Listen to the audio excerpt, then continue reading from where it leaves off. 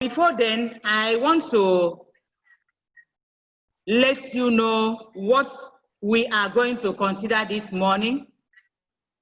Today is day 2.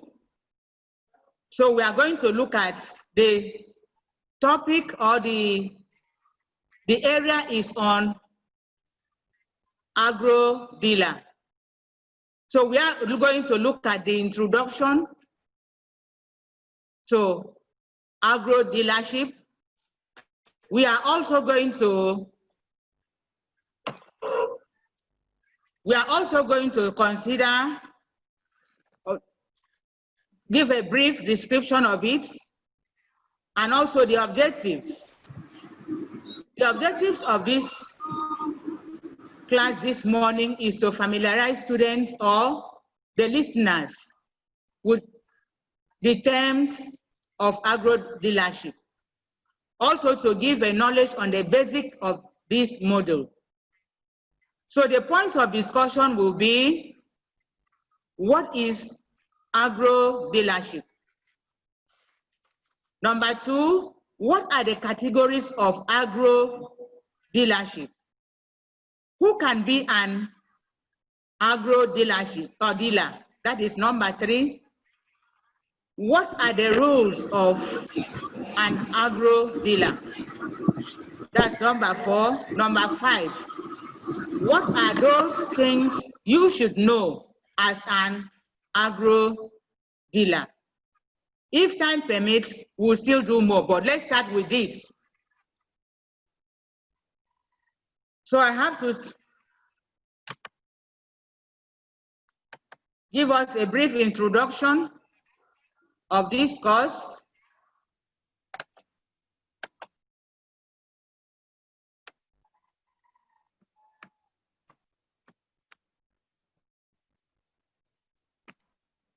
So the introduction of this is that Nigeria, as we all know, used to be a major player in global agro-business. That is in 1960s. So Nigeria was also one of the world's largest producers of groundnuts, palm oil, and the second largest exporter of cocoa. So the country was self-sufficient in food production before the emergence of oil in 1970s. So evaluated from both the horizontal and vertical integration prospects, the sector could potentially be a high revenue generator. We know that proceeds from agri gives the government or the nation a very good revenue. That's from production of leathers, beverages, tobacco, textile, cotton, footwears, woodwork and furniture, file paper, then to chemical and pharmaceutical products, plastics and rubber products, and many others. It is therefore not again saying that agribusiness should be a serious business in Nigeria. According to the National Bureau of Statistics, NBS, report from the first quarter of 2019, then the Nigerian agricultural sector contribution to the country gross domestic products improved by 1.15% compared to the corresponding in the first quarter also in 2018. This sector's real GDP in the first quarter of 2018 and 2019 was 21.66% and 21.91% respectively.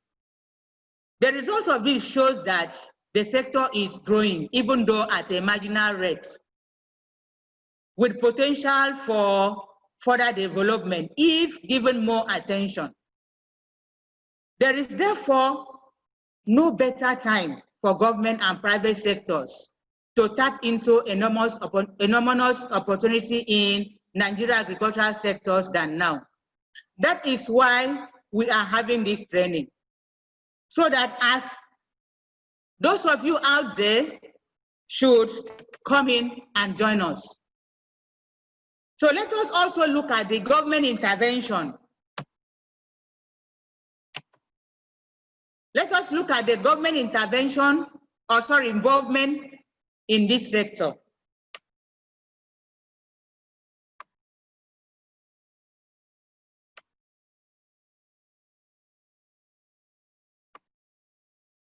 Since the discovery of crude oil in 1956, Nigeria has been overly dependent on oil to drive economy. But as a result of the pledge in global crude oil price experience in 2014, as well as the new development, such as discovery of shale oil in the United States of America, introduction of electronic cars, and global drive towards clean energy, among others, have driven several countries whose livelihood depends on natural resources such as oil. Nigeria is also inclusive. To go back to the drawing board, for example, one of the levers of the federal government of Nigeria, Nigeria's annual budget procurement since the advance of current administration is diversification. So now nobody looks at, because with the fall in the price of fuel now, we don't need to be told to go back to agriculture. So we should put our hands on deck to make sure that we succeed. We improve our economy through non-oil sectors. So this also caused the government to now focus on growing on non-oil economy, particularly that of agriculture. This sector is also experiencing revitalization with deliberate government policies geared towards encouraging farmers and investors. So the government since then has been trying to make sure that they encourage farmers as well as investors to come into agriculture in order to boost our economy. And then there are a lot of efforts that government has put into place, such as effort towards supporting and promoting agro-business in the country. For example, the Central Bank of Nigeria, which established the Anchor Borrowers Program, ABP, in November 2015. This is to create link between anchor companies involved in processing segments and small holders farmers of the required agricultural commodities. So the main objectives of this ABP is to provide farmers with inputs, such as with different kinds of inputs, also farm labors, and also in order to boost the production of the commodities and stabilize input supply to agri processors. Once the inputs are being supplied to the farmers, they're at the right time, in right quantity, as well as the right quality. This will give room to high yield in agricultural production, which in turn will boost the agricultural processors' businesses, which will also give rise to stabilization of the Nigerian economies. It may also interest you to note that one of the levers of ABP and other programs rolled out by the current administration in the central bank recently approved disbursement of loans to farmers in the 36 states and the federal government capital territory under the Nigerian Incentive-Based base risk sharing agricultural lendings, NASAL, which we are under that umbrella at this moment. That is the main reason why we want to train you people on how to assess loan. The money is there. The money has been put in place. But how do you assess this loan? That is why this training is very, very important for those who intend to assess loan for their agricultural production or businesses.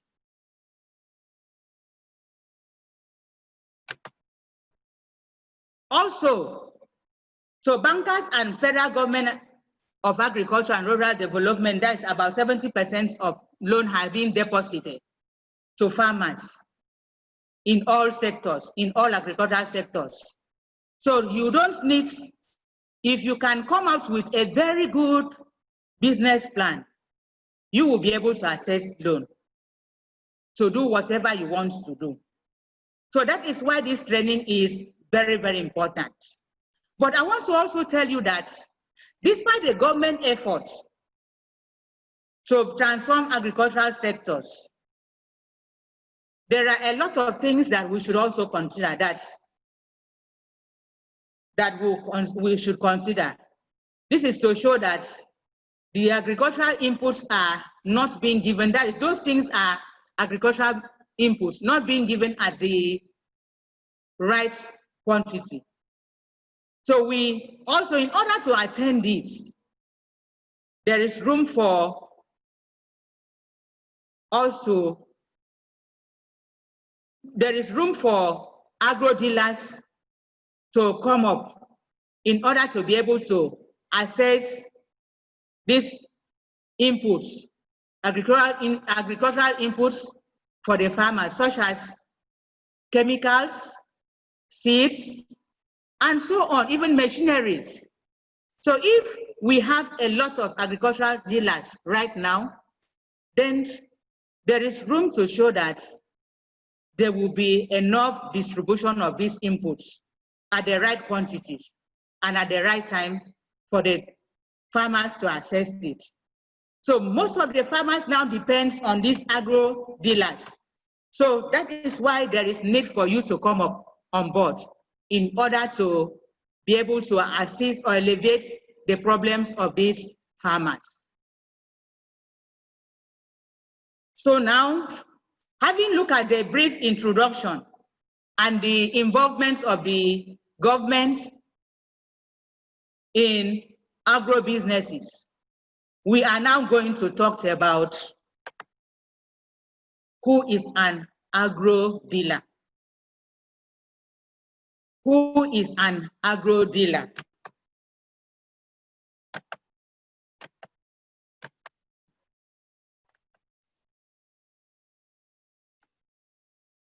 So an agro dealer refers to the business operation and related activities, or that is agro-dealership, refers to the business operation and related activities of agro-inputs dealers.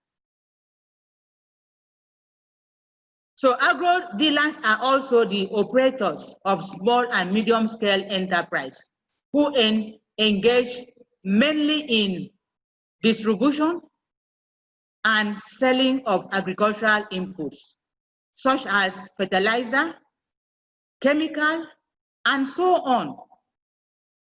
And to ensure, that is also to ensure delivery of such inputs to farmers, even at the grassroots.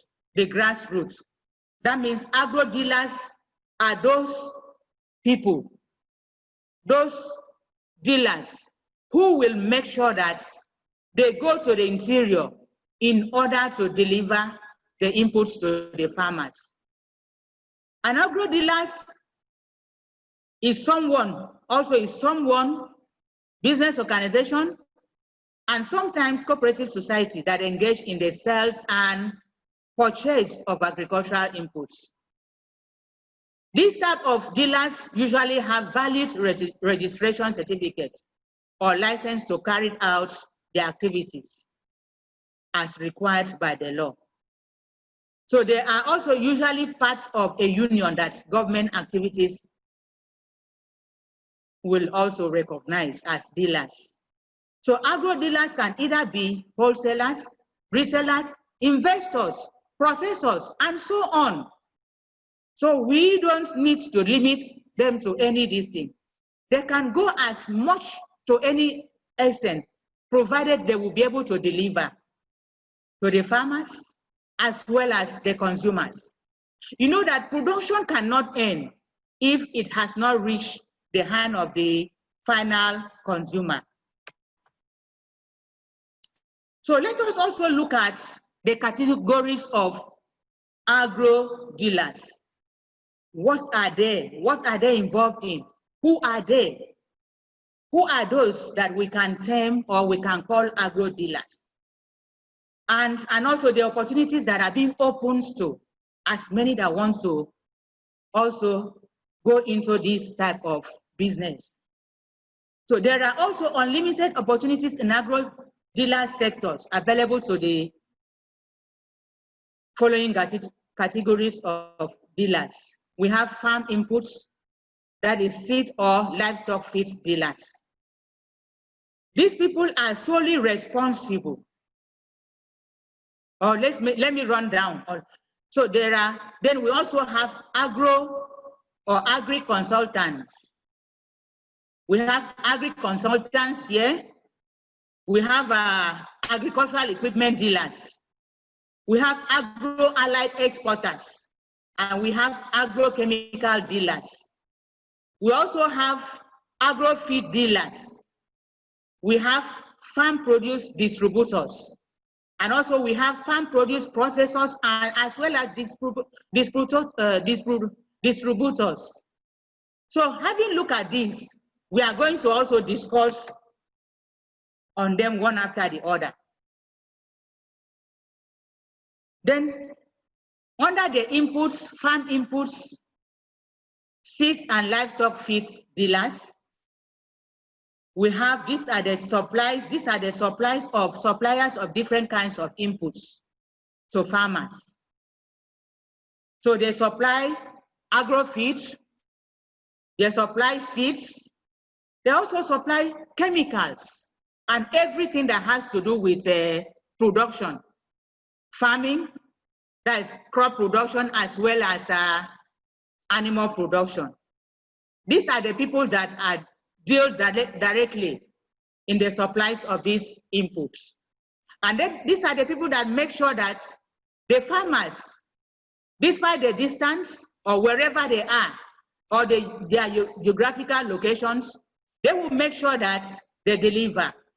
They will make sure that they give the farmers what they need at the right quantity, as well as the right time and the right quality as well.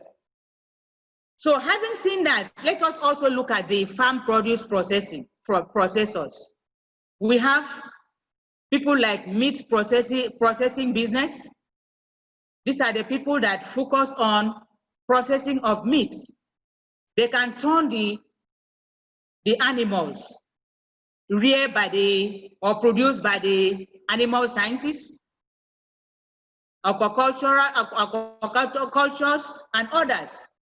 So whatever they want to be, to the finished products, they will now maybe put them into canned meat, they smoke them, or do whatever they want to do, and then make sure that it is being delivered and preserved in an hygienic condition.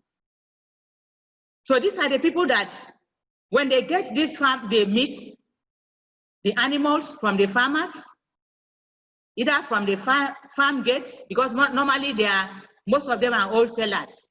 They buy and then process and retail, or also sell in bulk to other wholesalers. And they can also retail to the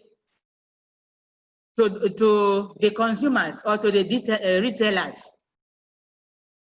So having looked at these meat processing businesses or processors, we are now going to look at the second, still under the farm produce processing, that is processors or distributors.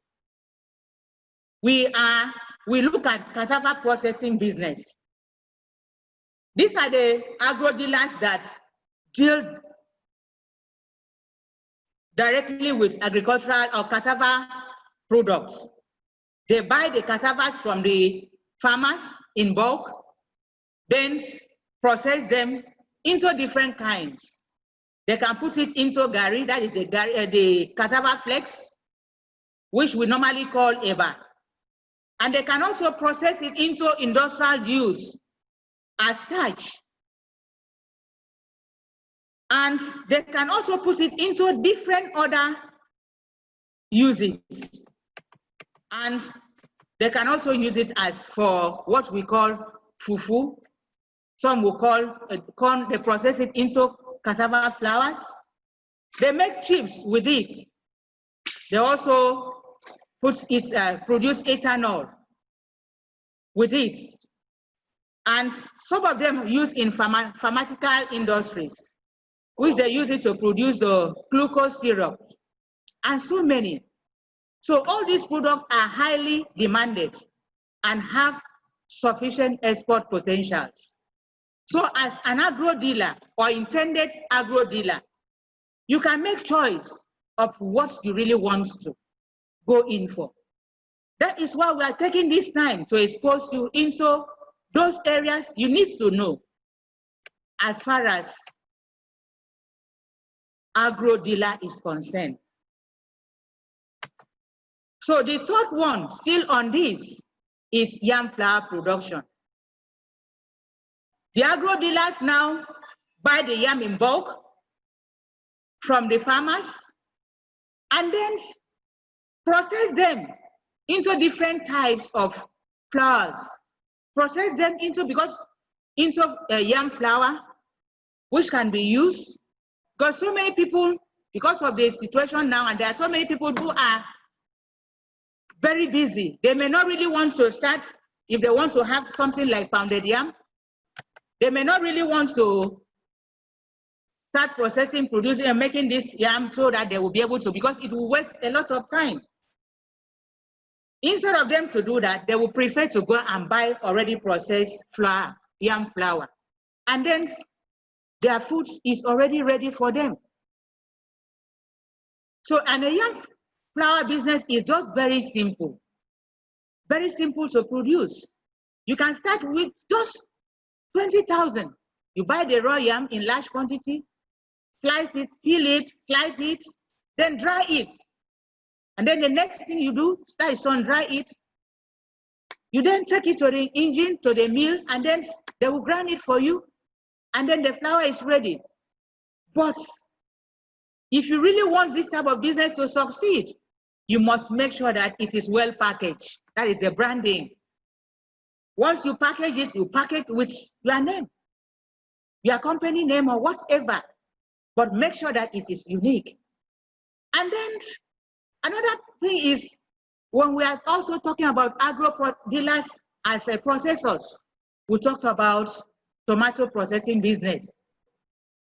This type of categories of dealers go to the farm, that they get their own farm products at the farm gates, that's the tomato at the farm gates, then process them into tin tomato or in any other form, and then distribute them to the consumers or to those that want to make use of it. Taking for example, you know, there are lots of tomato in the north. Then the agro processors will not just go to the open market now and start buying, because he will not make gain from it. He will now travel to the north, get this, and then come and process it into tin tomato or those in sachet or whatever form they want to produce. And then it's good for sale. And you know, the essence of this is that we know the bulkiness of agricultural products. By the time they process this, it will make it easy for transportation. They will now reduce that bulkiness in agricultural production and make it easy, portable, easy to carry. So, as a processor, you have wider opportunities as far as this line of business is concerned. Let us also look at beans flour production. As an agro-processor, you buy the raw beans from the market, from the farmers, then process them into many forms. You can use it for beans flour. Beans flour can be used for moi moi and akara. You can also use it for pap. Mix it with other cereals. You call it mixed cereals. And then it's good to go. But like I said before, the most important thing is packaging. By the time you go into this, you must make sure that you make it unique. It is not all about going into the business, but what is the uniqueness of your products or your produce, of what you have to sell. Yes, so many people may sell the same thing, but make sure that your own is unique, as well as packaging is concerned. Then the sixth one under agro-processors is corn flour business. People look at it as, this one will not fetch me any money. But I want to tell you that a lot of people have started eating corn flour now. It's not only the northerners that do this. So many people prefer eating corn flour than use it for eba, instead of using gari or oku or fufu or even pounded yam. So you look at the localities you find yourself. You want to go into it, you get this maize. Get the maize, they come from the farmers in bulk. Then bring it, make sure that you dry them, they are well dried. And then process them, take them to the engine, grind it, and then it's good to go. You can use it for different types of things. You can use it for pap, you can use it to swallow, or that is like the outside people call it tuo. And then you can use it, process it into starch too. And even akamu, pap, you use it, and also you mix it with other cereals to have a mixed cereal, which are very, very good for consumption. These are very, very good for consumption. So you cannot say that there are nothing you can do. There are a lot of things as far as agro-business is concerned that you can engage yourself to come out of poverty, to earn a living from it. And then, having done this, there are also, I don't know how many of you have heard about these breadfruits. There are some people that deal in it. Breadfruit business. You get this, go to the interiors, go to the villages where these are produced, buy them, take them to buy them, and then take them to wherever you want to, and then you can process it into other form. You can also sun dry it, blend it, and some people use it for eba as well, to swallow. So this business is also very, very profitable. And it is, you know that breadfruit is also highly proteinous. So you can go into it, get it at a very cheaper price, that is in the interior, and then process it, and then put it out for sale. You earn a living with that.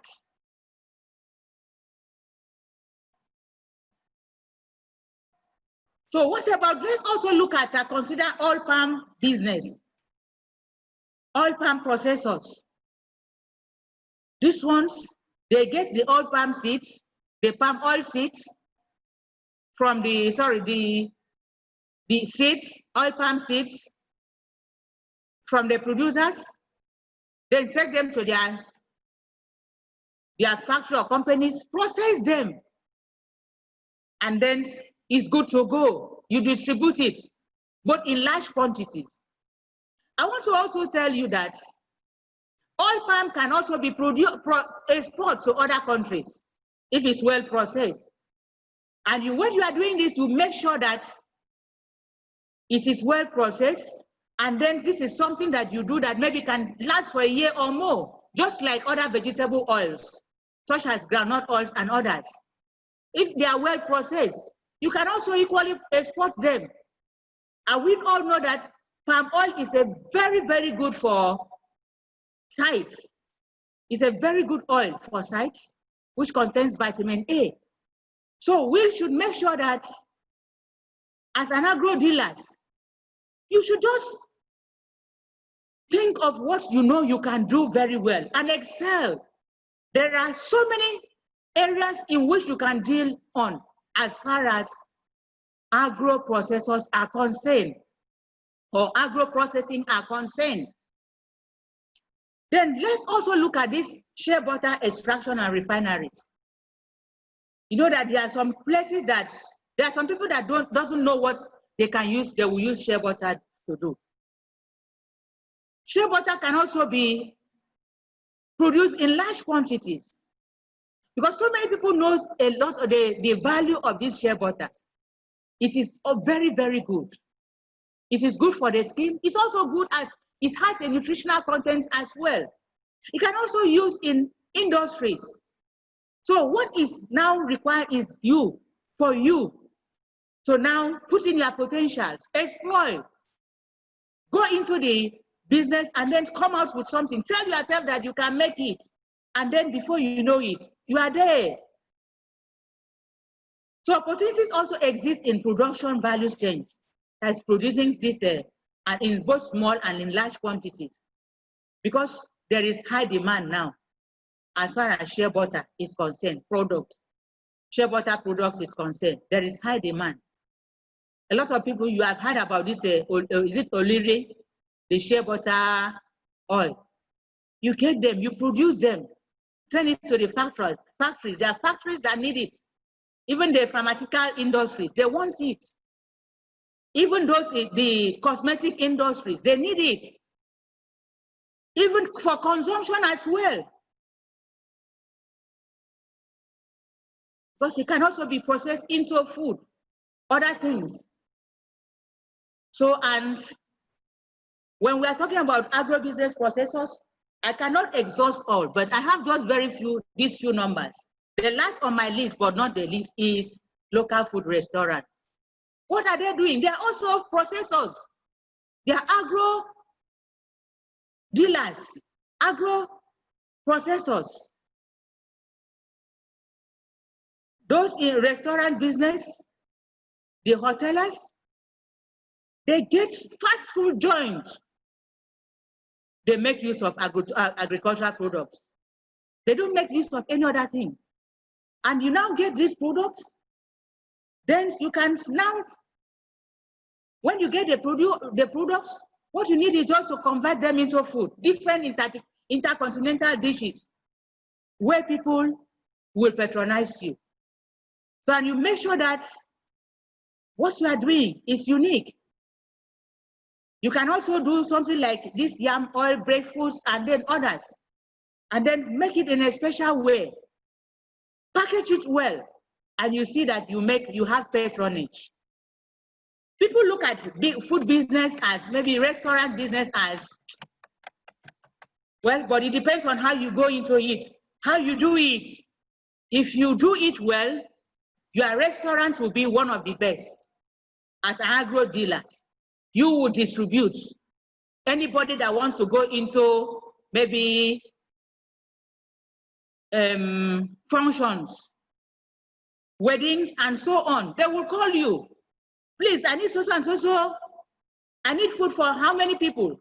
I need food for 500 people. I need food for 1,000. There are ample opportunities for you to exploit as far as agro dealers are concerned.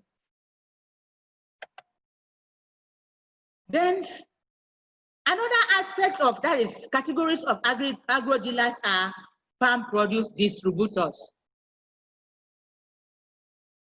Under farm produce distributors, these people now get this farm foodstuff in bulk. We have foodstuff distribution business.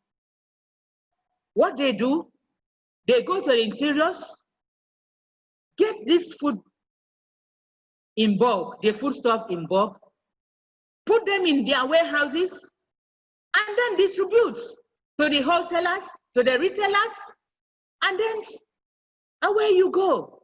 You don't need to go into, if you don't have the capacity of going into the production as a whole, you go into distribution of these products.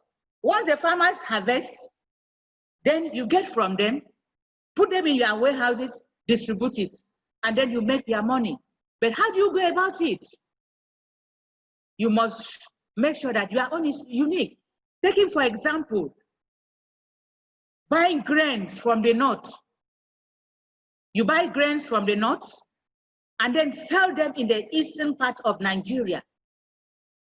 And then you take oil palm products or produce or palm oil to the north as well. You take this to the north and bring this to you go to where those things are highly needed, distribute them and go. And then buy what they have there and bring it to where you are, where you think that people will need them, distribute them. And the best thing as an agro-dealer, food stuff dealer, you must make sure that you know the existing market. You know the available market. You do your survey in order to be able to get to where to do your business effectively. There are so many avenues for you. You think of what you should do for yourself to earn a living. You don't need to continue to sit down and wait for a white-collar job. The white-collar job may not because of the population.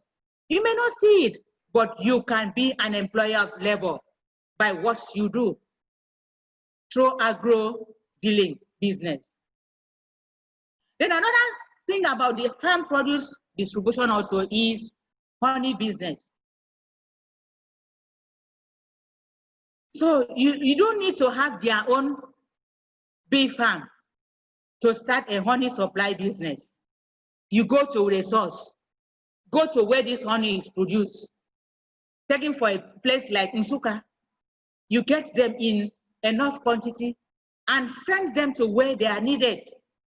Where they don't really produce, you send it to them. And then you make your money from it. And by the time you do this, you will even be an employer of labor because you will not do it alone. If your business expands, you employ people, you put a smile on so many people's table. Then the third one is agro-product supply business. What are these agro-products supply business? These ones, you now supply them to the companies. You give them the raw materials. That is, raw agro-product supply, that is the raw materials. Taking, for example, you supply cotton to the textile industries. You go to where they produce it in large quantity, supply them, and then have their money and every other raw materials, the rubber, and so on. You get them from the producers, then take it to the industry and supply them and make your money. You do that, you are not doing it for, you do it, you get your money and then go. Then what about chicken and egg distribution business?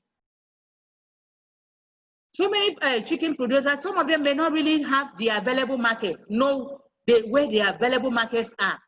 They will not have information on where to sell their produce. But you as an agro dealer, you can go into the farms, get their chickens, the broilers, their cockerel, even the sperm hen, that is the old layers. You get them, distribute it to those that are needing it, to the factory, to the hotels, the food processors, meat processors, companies, and restaurants. You do this. By so doing, you have your money. Then the eggs business too, you get the egg, as much quantity as possible, you buy in bulk, then distribute it. Take them to the available markets and sell. You make your money quick money from it. And then at the end of it, when the business expand, you may even do the online business. You distribute it. People will just call you, please send so and so quantity of crates of egg for me. Then you now call your driver, please do this, do that. Well, at least as time goes on, we'll all come to, before the end of this program, we will talk about business plan. We'll discuss on it, how to go about it, to be able to, for you to be able to sustain in your business.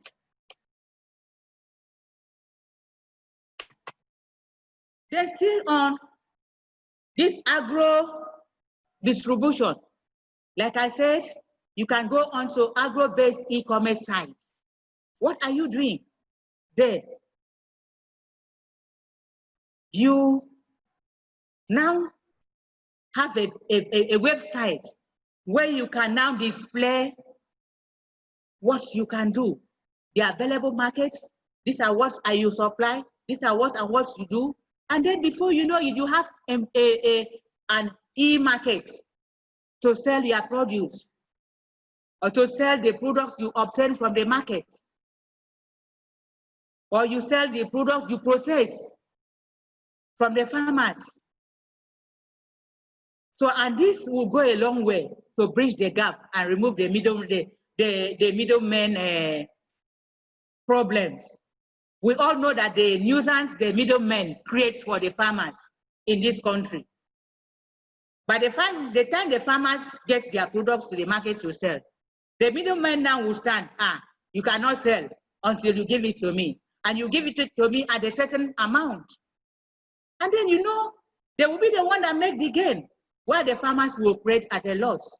So you as an agro dealer, you can bridge that gap, put aside the middlemen, and then go into the farm, get this produce, and give them the money that's supposed to be the market at the market price.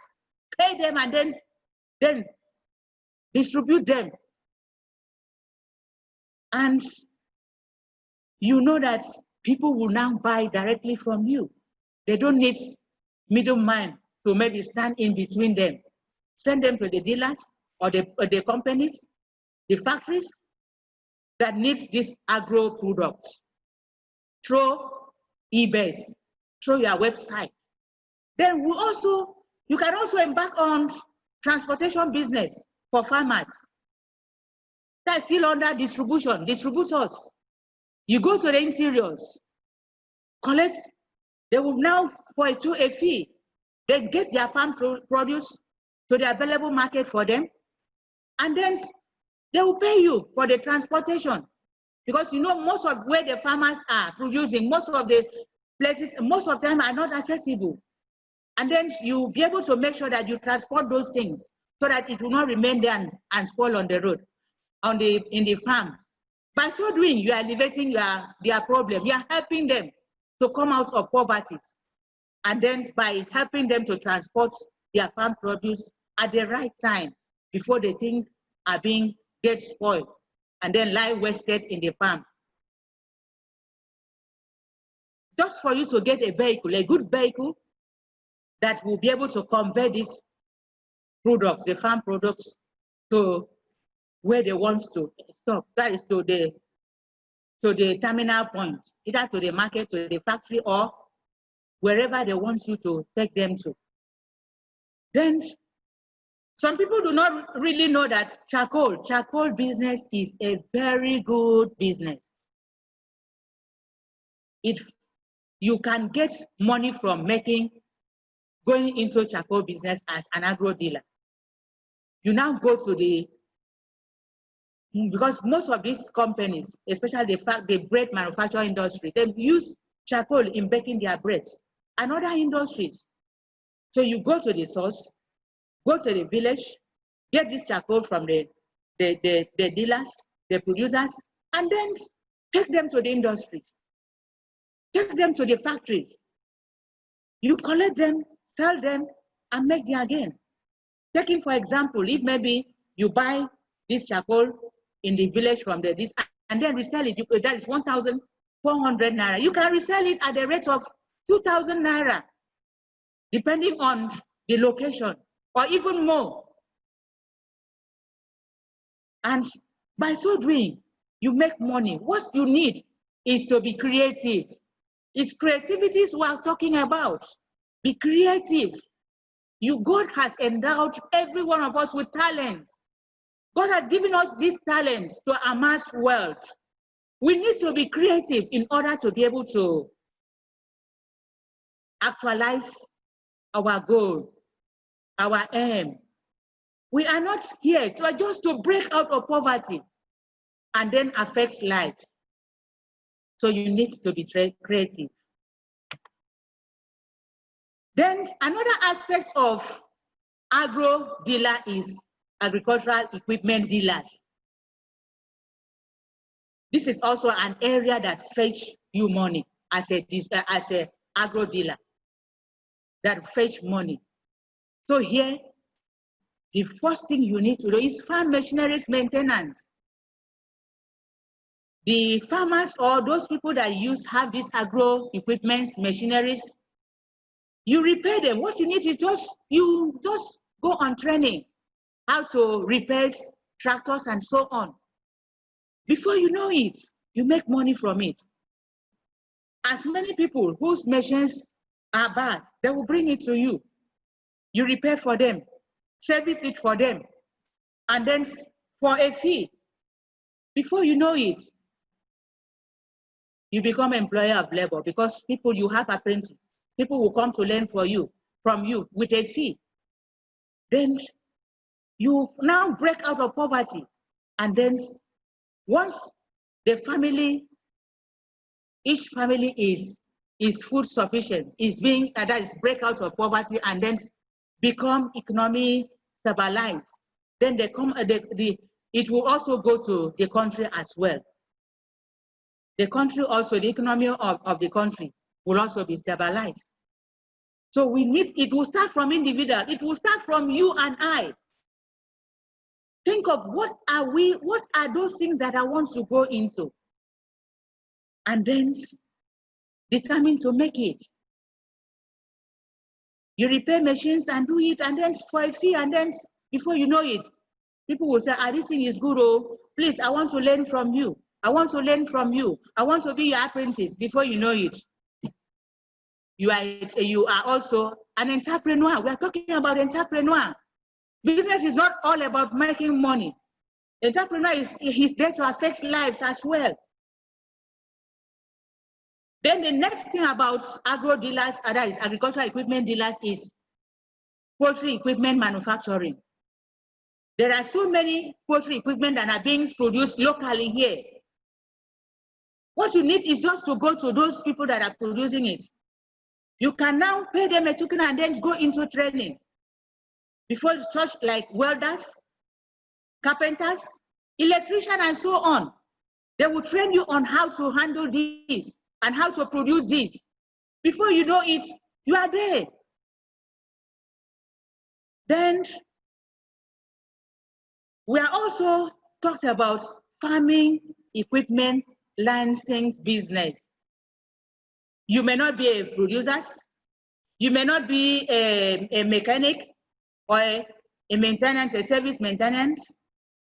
You may buy them, get this agricultural equipment, get the tractors, get the harvesters, that is if you have enough money to go into it, and others, keep them.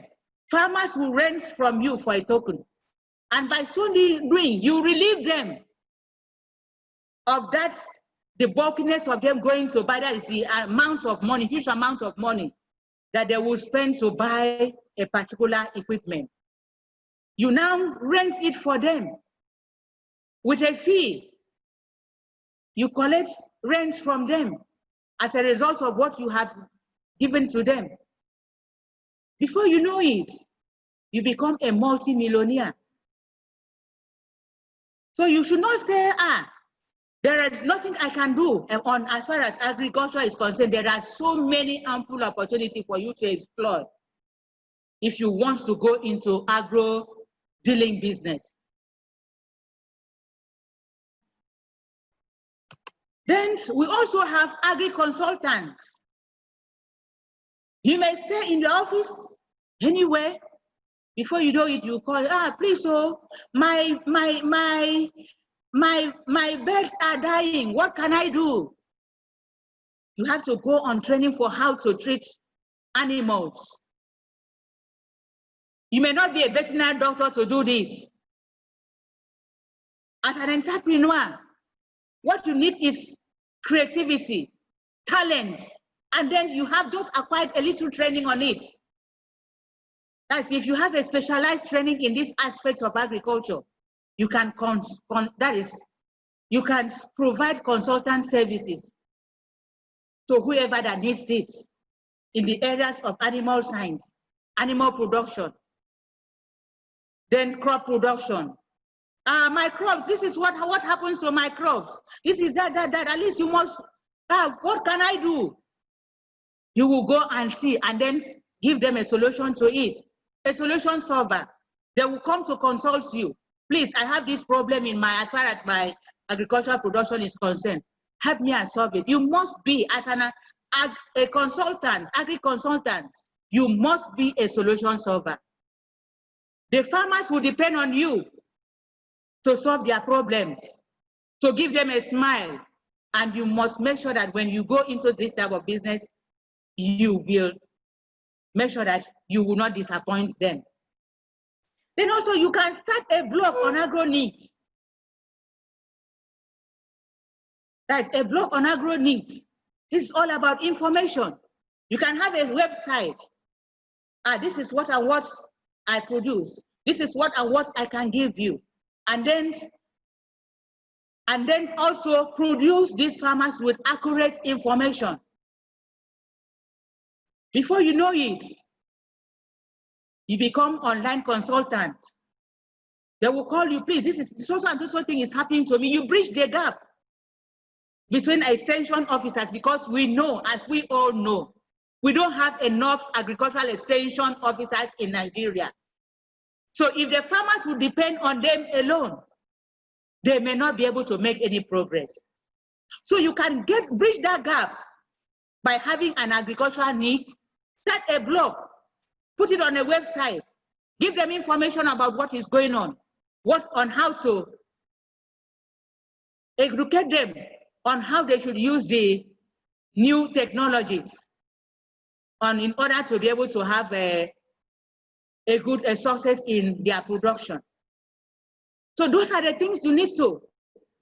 Those that are engaged in fish farming, that are very good in it, you also put it. Those fish farmers now, the new fish farmers will now depend on you for help. They will call you at any time and then make sure that you are there available for them to be able to solve their problems. You can also help them to market their produce online, advertise what they have online, give them sales the information of products online for them. Then, still on our agro consultant, you can also be online agents, agro agents business. There you can serve as an online agent for farmers. You place product adverts on the website for them. And once the order is placed, you now call the farmer, so this is what this person wants, this is what you supply. All these things are for fee. You make money from it. Give them there is a good information on training. You can train them online as well. Those of them who has access to online facilities, you train them online on how to go about productivity.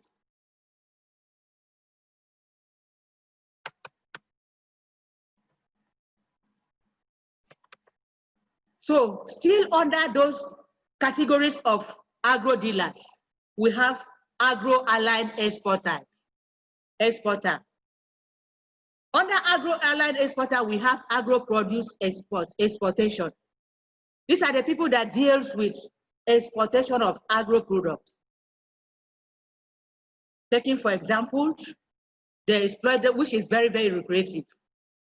In Nigeria, something like products like produce like cocoa, cashew, sesame seeds, bitter cola are being exported outside the country. Then if you happen to venture into this business, you know that you will, some of them you'll be paid in hard currency. Then before you know it, those of your mates who are into local distribution, you at the end of it, you'll be happier than them. So it's all about, business is all about risks. If you don't go into risks in form of indeed, you may not be able to make anything. If you are the type that is fearful of being, maybe going into different venturing into things, you may not be able to make it. Then we also have agro-export agents. You can stand in as an agent who deals with people that need this produce from other countries, relies with those in Nigeria. Give them information how to get this, and then go to the farmers, get the produce, and export to them. You can stand in as agents between the farmers and the other people, external agents. Get the information for them. This is what these people need, and this is what they need. And then before you know it, you are there. So we are also going to look at still agro-feed. Agro-feed production. These are still agro-dealing. You can start feed production and supply this feed to all poultry farmers. Taking, for example, poultry feed. You start them, if you have a knowledge of how to mix feed compounding, you can do it and then distribute it to the farmers at least a reasonable price, and then get your money. And then as well, you can also help them,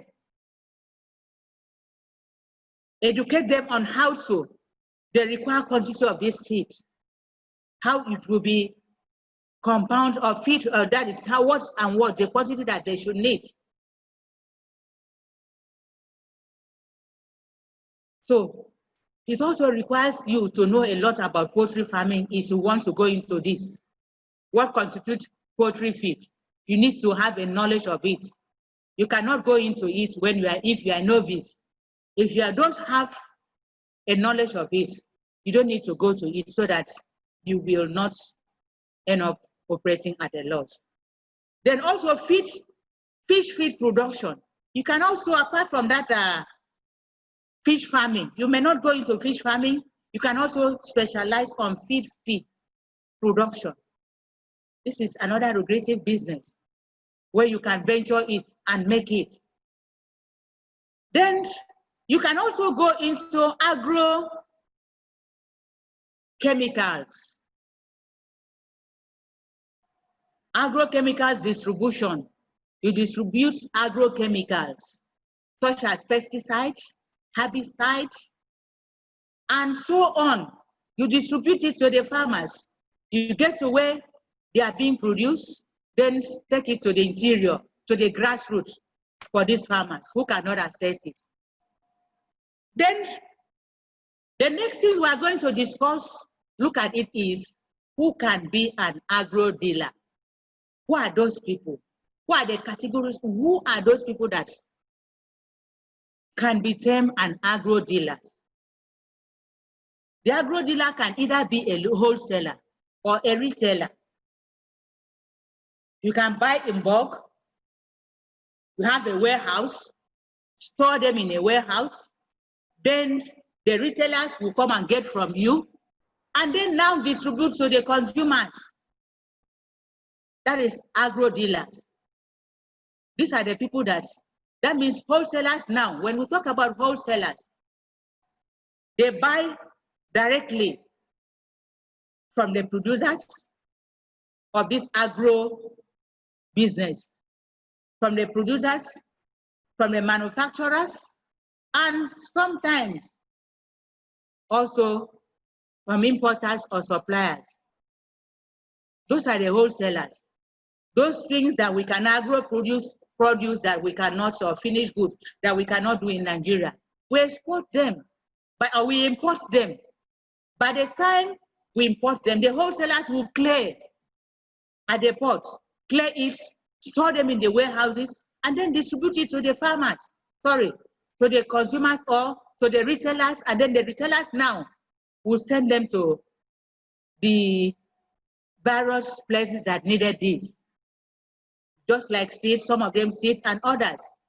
Chemicals, you get them, store them, and then send it to those that needed it. Distribute them to the wholesalers, and the wholesalers, that is how the market trend will be. Now send it to where it is highly needed. So you can also deal on inputs such as fertilizer, pesticide, seeds, and farm implements or equipment.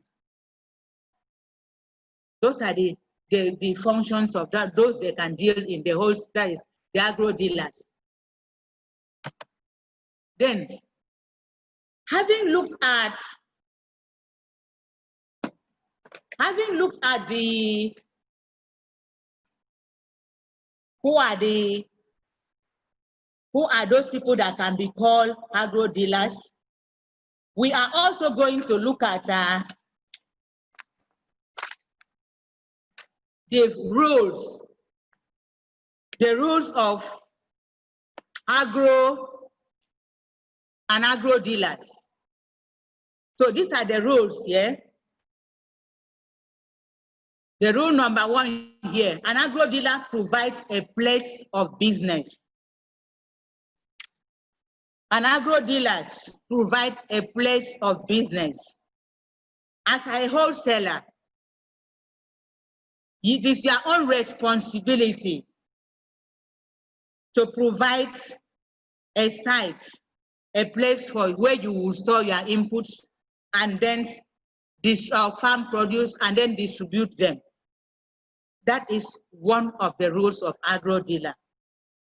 You buy from the farmers, because especially those farmers that do not have storage facilities, instead of you to allow their produce to be wasted, you buy from them, then store them, and then distribute it whenever is needed. That is one rule of a place for business. That's one rule of an agro dealer. So it may be farm crop produce, or it may be inputs. You get them, store them, and then distribute it at the right time. Then the next point, the point number 2, rules of an agro dealer is timely supply. Timely supply of inputs.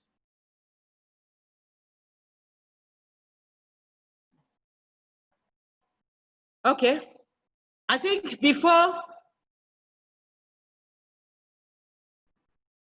hello, Sadiq, are you there? Hello, Sadiq? Ma. Okay. Yes, ma. I think I should pause. It's like I'm talking too much.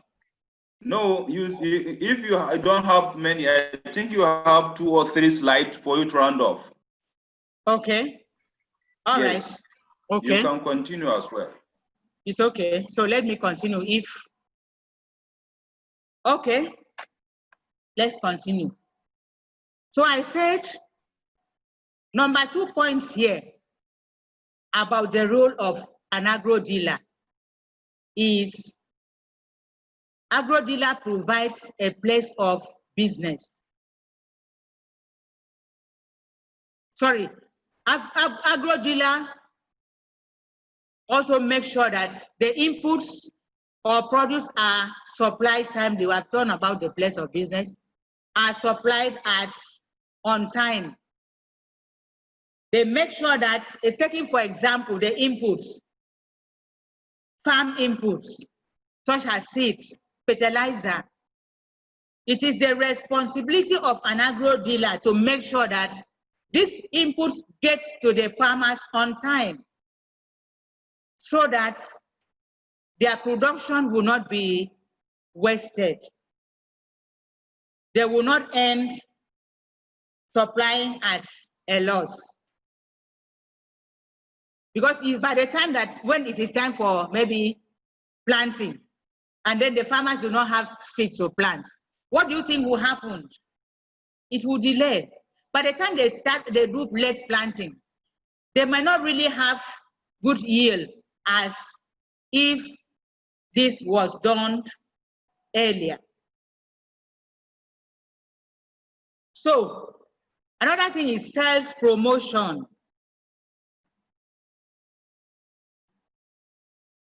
So sales through products, publicities, and personal dialogue.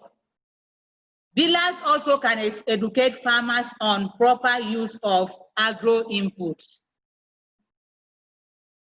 You sell these things for them, like the inputs, taking for example, fertilizer. You must also have knowledge of how to educate these farmers.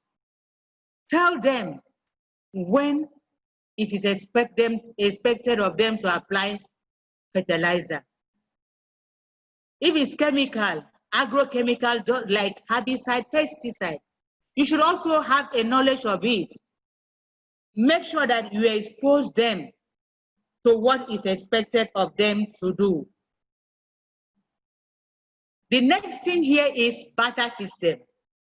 You may be wondering that the era of trade and barter is gone. No, as far as agro business is concerned, it has not. We are still operating it.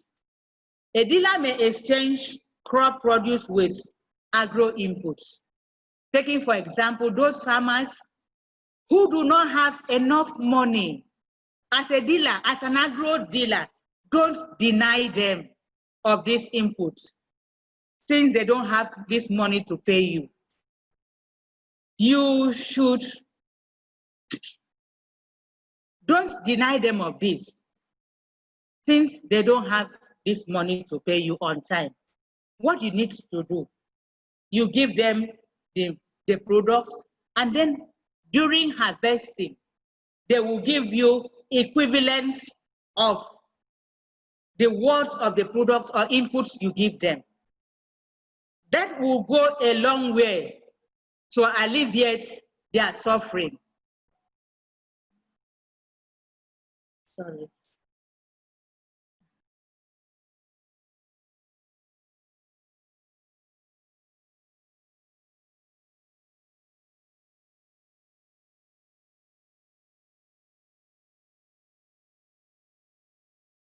System, like I said, you don't need to deny these farmers access to your input supply. Give them then on the ground that you will give them on the ground that they will give you in kind. They will give you equivalent of the amounts of money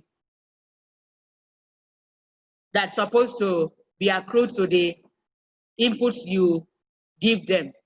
When they harvest, they will now give you their farm produce that will now be equal to what you gave them. That is barter system. As a dealer, agro dealer, you must engage in that as well. Why are you doing this? To alleviate their problem. Also, to help them. By so doing, you know that there are so many dealers available. They may leave you. You do this to maintain your relationship with them. They will say, no, that person is a very good person. That person, no, just go, try him. He will give you, try her. He will give you. And then by so doing, you'll be able to maintain a cordial relationship with the farmers or the producers of this agro product. Then the next thing here is value addition stroke agro processing. As an agro dealer, some of you will specialize on value addition. That is, you buy these raw materials, then put them into finished products. You process them and then sell them as finished goods.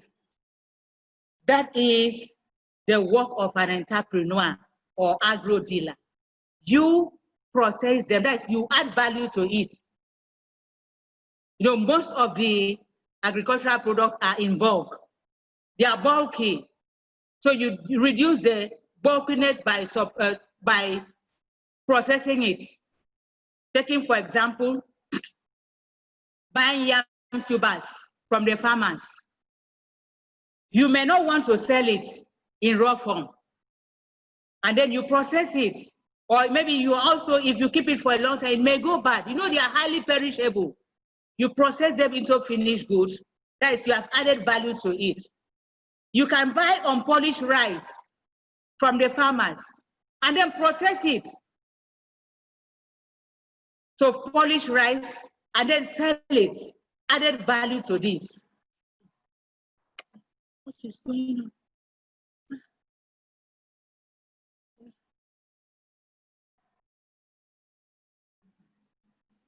That's the network issue.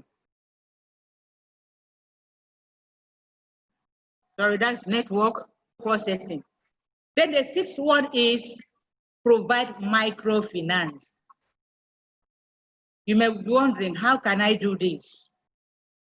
How can you provide microfinance to your farmers? Very simple. What you need to do, you give them loans. Give them loans for their businesses.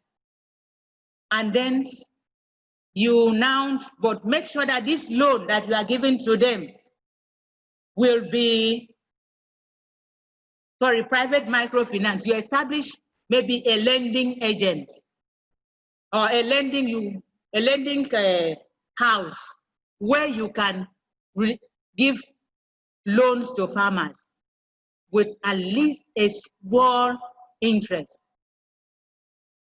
You give loans to them and then they will pay you interest at the end of it.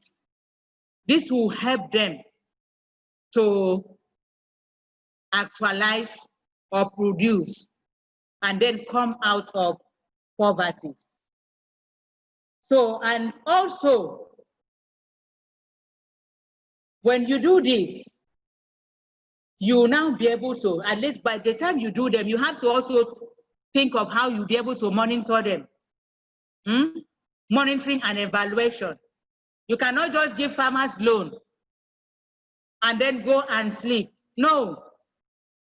You give them loan and then make sure that you monitor their progress so that they will not divert this money you give them to another thing.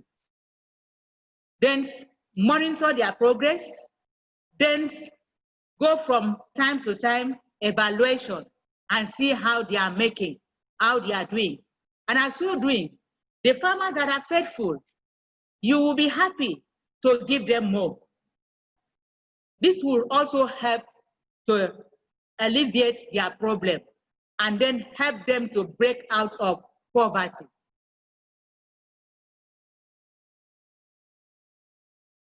The next thing here is provision of market information.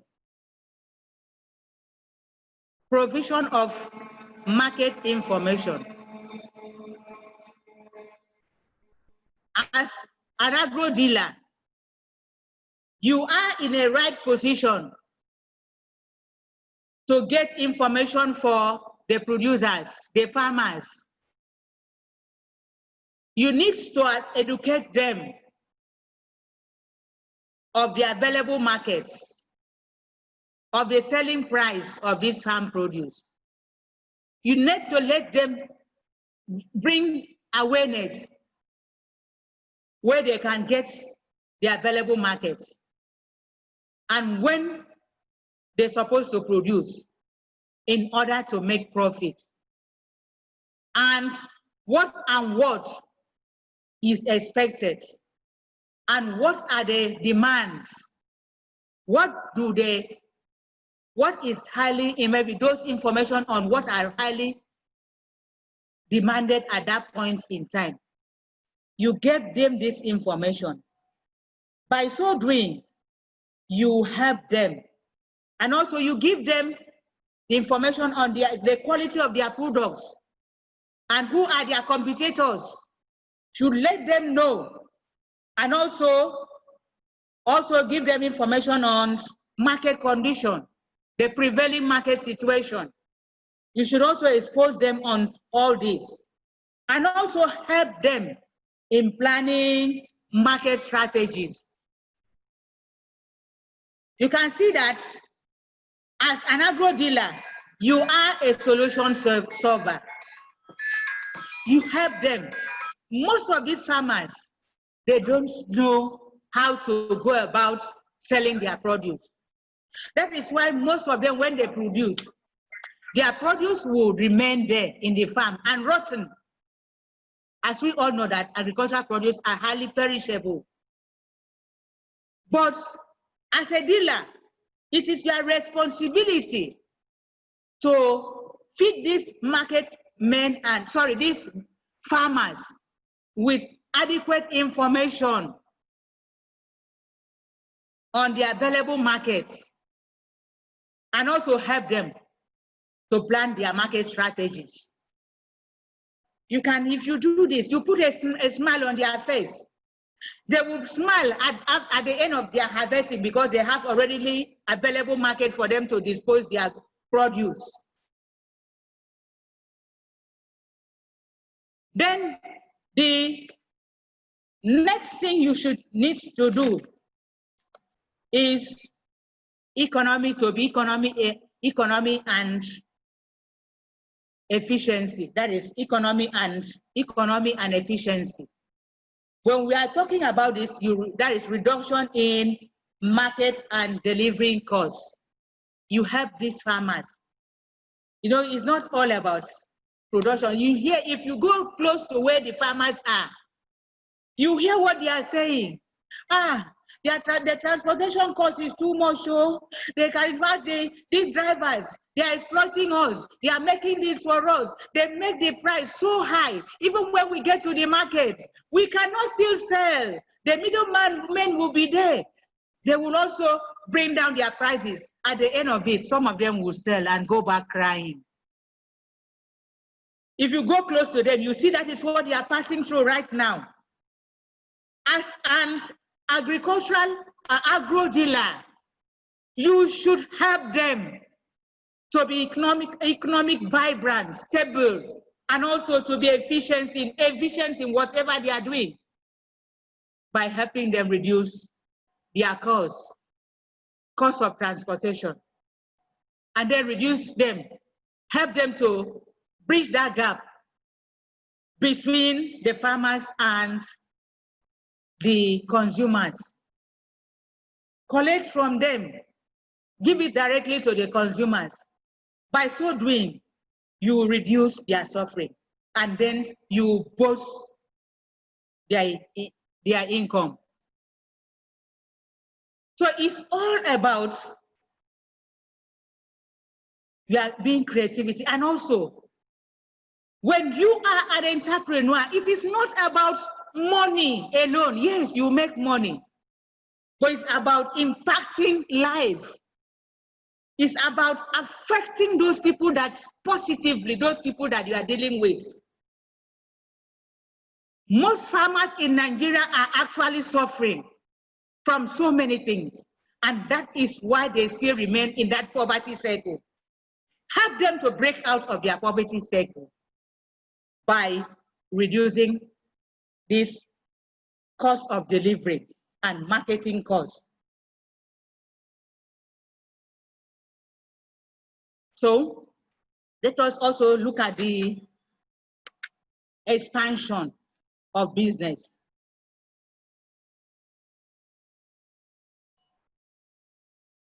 So, you know, as an agro dealer, the sole aim or entrepreneur is for you to expand your business. By so doing, if their business is expanded, the farmers too will produce more. Because since you are dealing directly with agricultural produce, the farmers will produce more. Taking for example, if you are, maybe you were dealing with maybe a certain locations of farmers, maybe taking for example those in your local government area here, or in Akwa Ibom, maybe you were only dealing directly with the farmers in Uyo metropolis. You can now extend your tentacles to other local government areas. What are you doing? You are expanding your scope of business as well as expanding the production capacity of the farmers. By the time you will buy more from them, what will happen? What do you think will happen? They will be able to produce more, knowing that Hello, ma. the available market is there. Hello, ma. Yes, sir. I think you should try to round up so that we can have a flow for question and comment. Okay. Okay. Yes. I think let me just finish this one and then we round up. It's okay. Thank you. Ma.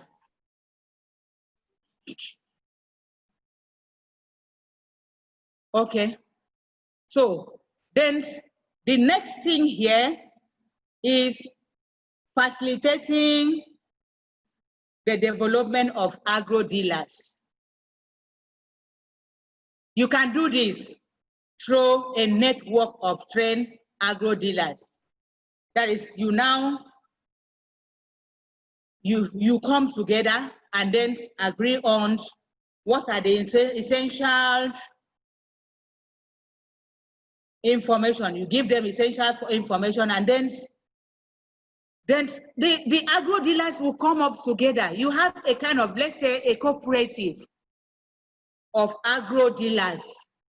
Where you have meeting from here, from time to time. By so doing, all of you will have a collective information. You get information from what is really affecting the farmers. And then you will now be able, they say 2 good heads are better than 1. You will come as a team, sit down together, deliberate this, and then find solutions to the problems.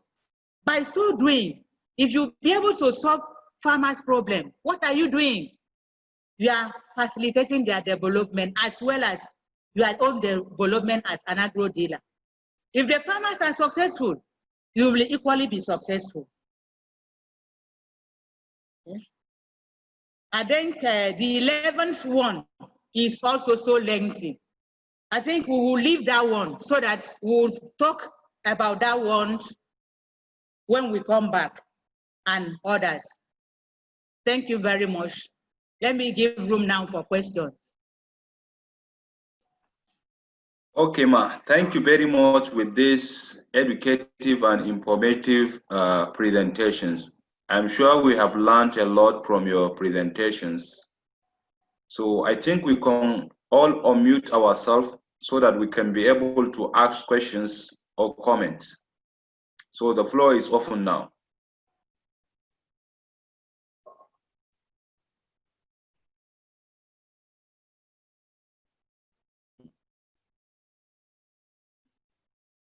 Mrs. Christie, are you with us? Yes, I'm here. I'm listening. Yes, you have a floor to ask your questions. No, we have some participants.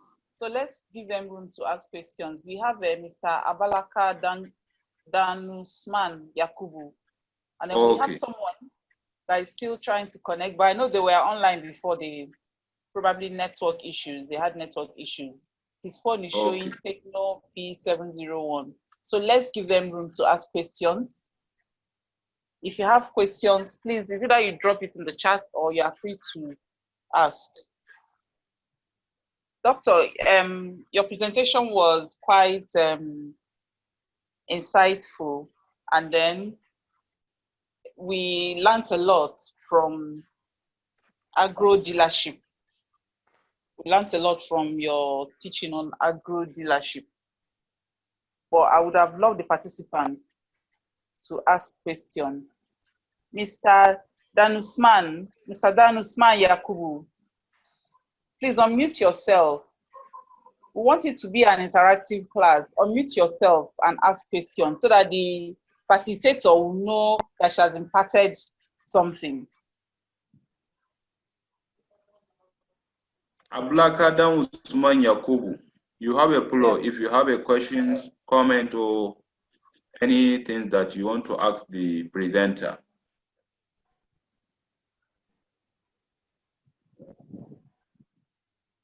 Well, can you hear us?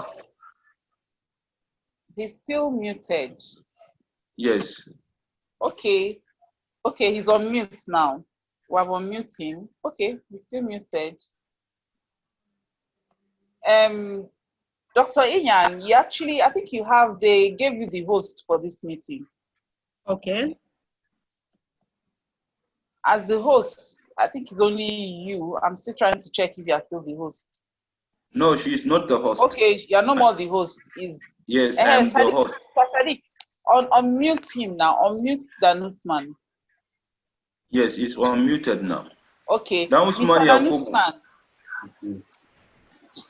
Yes. Hello, yes. So can you have question or comment for the presenter? Yeah. So go ahead. Go ahead and ask your question. Hello,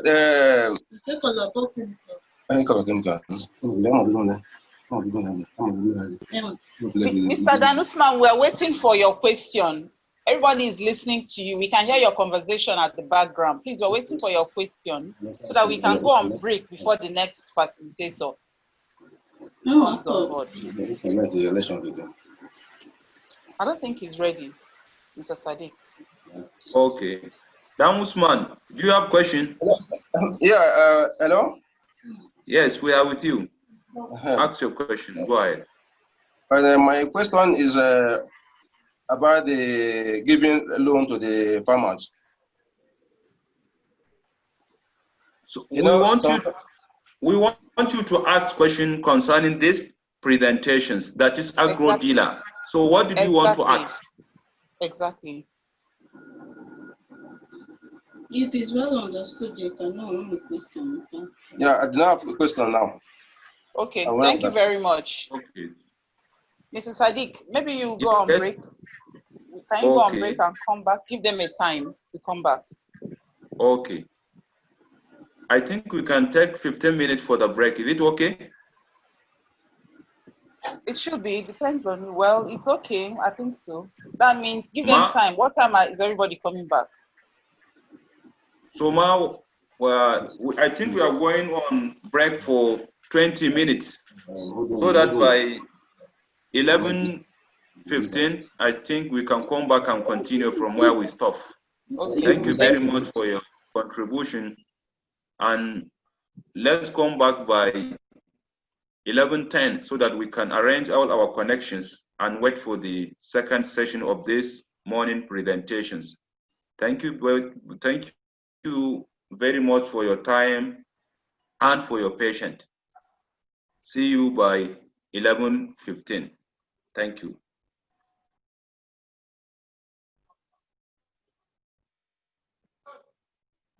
Come back to the second sessions of agro-dealer presentations. In the first section of this presentation, we had a lot about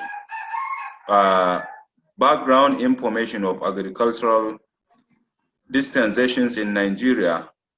Then we learned a lot of various agro-dealers that we can dwell in, and we learned that agro-dealership is multidimensional that can cut across all the agro-related business. So Now we are moving to the second sessions of the presentations. Ma, you can have a floor to continue with your presentations. Thank you, Ma. Okay, no question so far? Yes. Okay, it's okay. I think we are still in the good morning all. Before we went for that break, we couldn't exhaust what we had. So we are going to continue from where we stopped. We were talking about the rules of an agro-dealer. So we made mention of the first 10 rules,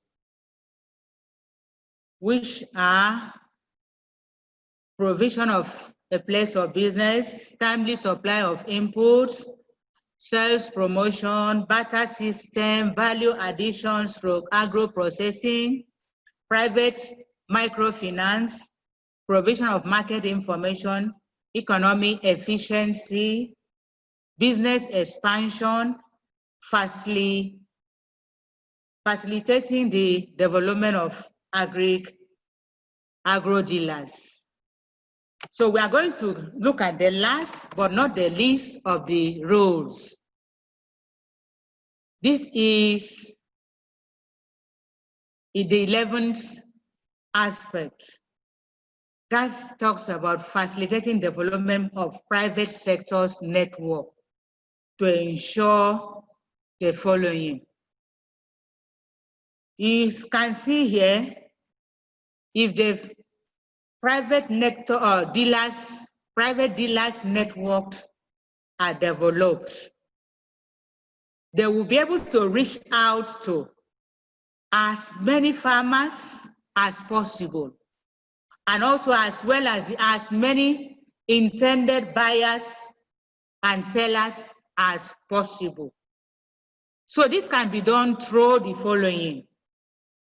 One, the policy, that is enabling policy environment conducive for private sector's investment. As an agro dealer, you are the one that will set things in place for the private sectors to come in.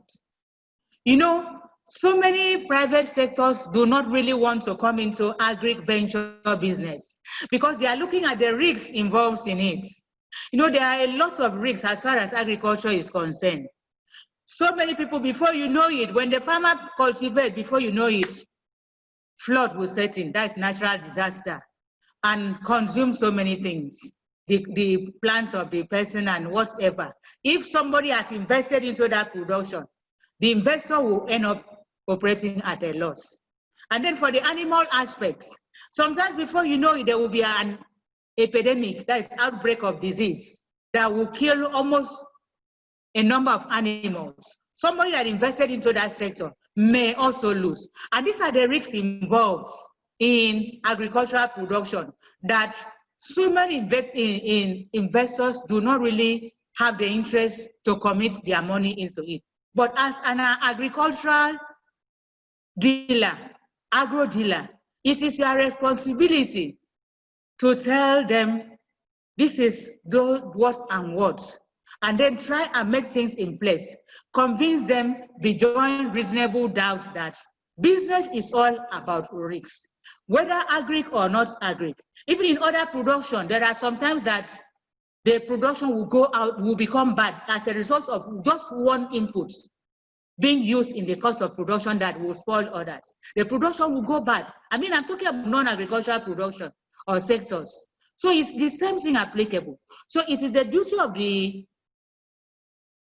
agro dealer to feed them with this information, to educate them, that, and also persuade them to come into, and also make sure that they make the ground conducive for them to come in, by also educating the farmers on how to go about their production processes, and also giving them the risks. Tell them there are some people, even when government, there are some people that are in that prone area, disaster prone area, like where people living at the riverside bound, and then planting near close to that site, the government will warn them and they pay deaf ears to it. So it is a duty of the agro-dealer to be having knowledge, being knowledgeable to tell them, don't invest in such areas. Investors don't invest in such areas that because they may be flawed. You may be lucky, you may not be lucky. Unless the investor is a kind of person that is a risk taker. You know, risk taker takes advantage of the slightest advantage they have. Whether they will lose, they don't mind. Then he can go into it. But if somebody that is is a neutral person, he will say, okay, let me withdraw based on your advice. So it is the duty of these people to do that. Then also, it is also the duty of the agro-dealers to help in minimizing government intervention on business, agro-business. You know, by this, they can do this through making that, at least breaking the gap between the wholesalers and the resellers. This will also enable to help the farmers to be able to sell their produce with the selling price instead of the middleman men exploiting them. So this now, by so doing, if this is done and then giving them the adequate information that they expected, you know, the government will not place policies on who to farm and who not to farm and what to do and what not to do. He will now allow a free hand for agricultural related businesses. Then the next one under this is for that interruption, let's continue. So we were talking about facilitating the development of private dealers network to ensure the following, which I have itemized here. We have talked about the enabling policy environment conducive for private sector's investment. We have talked about maximize government intervention on business. So we are going to talk about improve assets finance at reasonable interest. You see, it is the responsibility of an agro dealer to also help to make sure that at least put things in ground so that the farmers who happens to be the major producers will be able to access finance from financial houses. Either it may be government, it may be bank, commercial bank, microfinance bank, and agri bank, and others. It is the responsibility of these agro dealers now to help these farmers to access this loan. You know, most of them doesn't even know how to obtain loan from the bank. So as an agro dealer, you educate them on what is expected of them and how they will be able to access loan from this bank. And then as also, you also liaise within the bank and the farmers to also tell them to at least give them this loan as a reasonable rate. And in which the government is doing that. The government has put things in place for farmers to access loan at a reduced rate. But it is the that is reduced interest rate. It is the responsibility of these agro dealers now to create awareness for this, for the farmers. Tell them getting loan, obtaining loan from the bank is not as cumbersome as they think. And the interest they will pay will not be as much as what they will not be able to repay. So they give them information on this. Then also creation of public/private partnership. Agro dealers also should also liaise with businessmen, investors to come in and then invest on agriculture. It may be on agricultural production, it may be in distribution, it may be in processing, any form of agricultural dealing. They should create room for that. Then they should also form cooperative societies where they will be able to get access without unnecessary procedures, access to access to loan, access to other inputs as well. So it is the duty of the agro dealers to do this. to create information and also create avenues for this. Organize how to form cooperatives and so on. Then it is also their duty to develop, that is development of marketplace with necessary facilities. By the time an agro dealer happens to have a warehouse where he can collect, buy goods from the producers, from the farmers or the producers, and then store in his warehouse. The market has already been created there, and the facilities are already there. So you know, in that place, he has already established a market. A market is where one or two people, where two or more people interact and exchange goods and services and sells. That is all about market. So it does not necessarily mean that you will see crowds in a place. No, market is where people go buy and sell and then render other services as far as distributions of goods and services is concerned. That is all about market. So a farmer or an agro dealer who happens to have a warehouse with adequate storage facilities has already created a market. And the farmers now will sell directly to him since he has enough place to store. And then he will now resell it to the resellers, retailers, or distribute it to the companies who need it for further processing. Then, like I talked, and then he talked about creation of warehouse facilities. If it's there, when you have a warehouse, it must be conducive.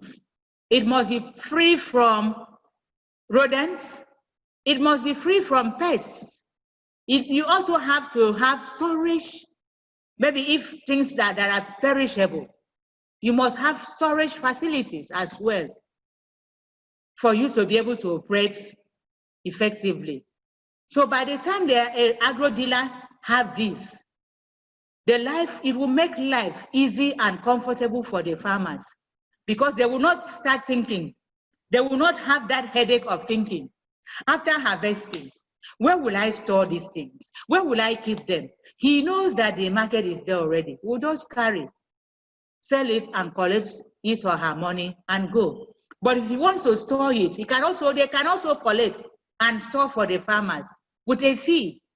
And then at the end of it, when the farmer feels it dim, this is when I want to sell my produce. He will now go and get our produce, go to the open market and sell them. Then he also, as an agro dealer, there must be an establishment of a reliable market information system. There should be channels of communications as an agro dealer. Communication cannot take place in a vacuum. It must pass through the sender to the receiver.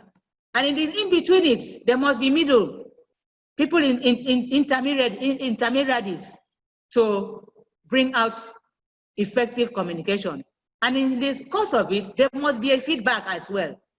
Communication can never finish if it is only one way. Communication, for a communication to be complete, there must be a feedback. Yes, the information has been taken to the producers or the farmers on the available markets and the market strategies. And what are their feedbacks? Have they taken it? What is their response? That is effective way of communication. So an entrepreneur or an agro dealer must make sure that he establish these reliable market information channels. Then facilitations of business training activities. As an agro dealer, if you want to succeed in business, you should also educate the farmers whom you are dealing with directly. Organize training for them for a token. Sometimes it may be free. If you can give them a free training that will help them to boost their productivities, you have done so much and you never regret it. Because by the time they go back, to practicalize what they have learned from you in the course of their training. The sky will be their limit because their productive capacity will increase, and there will be that production efficiency where you also, and the feedback will be very good because you have enough to buy at a reduced price and then to distribute for others, those that need those things as an agro dealer. Also, to facilitate also development of dealing networks need government support, and also you also need direction interventions.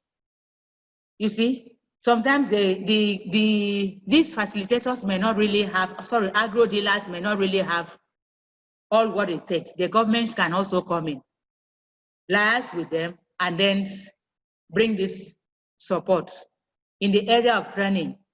These agro dealers can collaborate with the government or non-governmental agents, and then come up with trainings that will help the agricultural growth in the nation. Then also, the agro dealers must also ensure sound quality control system in place. He must make sure that there is sound quality control system. He should make sure that it is being put in place so that the farmers, there will be unadulteration of products. The products will be one and unique. If somebody is selling or is maybe producing rice, it must be rice, not mixed with other things. There must be that. Why should it be? So that this one will not sell maybe something that are not very good. At least there should be check and balance. The good quality of rice and those ones that are good should be sold at a reasonable price. This will be able to control that. And then those that are not good for consumption, taking for example, maybe an animal that is dead already, that the farmer will, because he doesn't want to lose that money for that animal, will now call people to slaughter it and sell it. No, the agro dealer should make sure that this doesn't happen. Because by so doing, if they see a cell disease animal, who knows, maybe if that disease, that disease that affects that animal was contagious, it will kill so many people. So it is also the duties of these agro dealers to make sure that they check all those excesses and put things in place. Then, having gone through this, we are also going to look at those things that you should know as an agro dealer. Say, man is not an island of knowledge. There are certain things that you don't, even though you have been practicing it for a long time, there are certain things you may not really know all. So we are going to look at those things now. So these are those things, as an agro dealer, there are certain things you should know in order to function effectively in the system. This includes, you must, there are different, we are talking about inputs. Taking, for example, fertilizer. There are different types of fertilizer. There are different types of agro or crops chemicals. There are different types of farm implements, and there are different varieties of seeds. It is expected of an agro dealer who is dealing in these products or these inputs to have a first-hand knowledge about the applications, the types, the timing, and the mode of the application. They should know about even the dilution, if it's maybe those things that needs, like chemical. There are some chemical that needs to be either too concentrated, needs to be diluted. An agro dealer should know the ratio in which they should use in dilution of this. That is the ratio of the chemical to the water or to whatever they will use in making this. So they should have knowledge of it. And then it is expected of them, when the farmers come in to buy these things from them, they should tell them. Because some of the farmers are illiterate, who doesn't know how to read and write. And then it is expected of somebody to tell them, the person that is dealing in this product, to tell them, this fertilizer, this one is NPK, this one is urea, this one is nitrate, and this is what and what you should do. You don't apply this to this, and things like that, so that the farmers will not just buy fertilizer that is not needed for a particular crop and apply. It will not be of any effect. There are some fertilizers, if applied, because something like cowpea doesn't need much of fertilizer, and then if you are now tell them, they will go and apply. Do you know what will happen? There will be excessive, that is, it will be flourishes. The leaf will be too much. At the end of it, there will be no production. You see, the cowpea will be very fine, so flourishing, so greenish, but at the end of it, the farmer will have nothing to write home about, because you will only increase the vegetative growth of that cowpea at the expense of reproductive growth. So you can see that information is very, very vital as an agro-dealer. Then when you talk about farm implements, you must also know the operation of these implements. How is it being operated? Taking, for example, a farmer who has never used harvester before, coming to your shop to get an harvester from you, and then you don't know how to operate. What do you expect that farmer to do? That means that money will be wasted. It's expected of you to tell them, this is how it should be used, and this is how you should use it. And then when it comes to seed varieties, you must make sure that you sell the best varieties of seed. And what if it's taken, for example, there are beans that are fully matured for 30 days. If you are giving a customer this, you be sincere to tell the customer, this is 30 days. By 30 days, these beans will be due for harvesting, will be matured. And then just like that, and the other varieties of seeds, you should make sure that you give them information needed, at least to the best of their knowledge. Not because if the farmers lose that confidence in you, it will be difficult for you to gain back that confidence from them. Then also, still again, for those farmers that intended to deal with fertilizer also, I've talked about the broader knowledge. You should also know a knowledge of their nutritional, that is the nutrients contents of that fertilizer. Like I talked about, there is one that is compound, has NPK, that is nitrogen, potassium, and phosphorus in it. There are one that is just urea, there is one that is nitrogen, phosphorus, and so on. You must know their nutritional contents so that you'll be able to explain well to the customers. Then, as an agro-dealer, you should also have knowledge of how to apply the inputs you sell.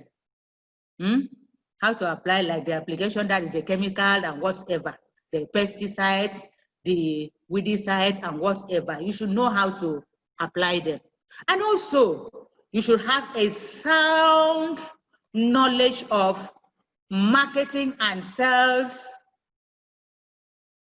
information or strategies, so that you'll be able to educate these farmers aright, so that they will be able to make profits at the end of it.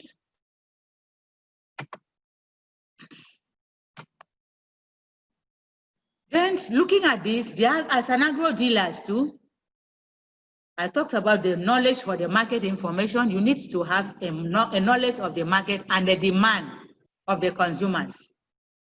There should be tests. The consumers have tastes. You should also feed back the farmers. This is what the consumers want, or this is what is invoked right now. You should have feedback from them, get the information from them, take it to the farmers so that the farmers,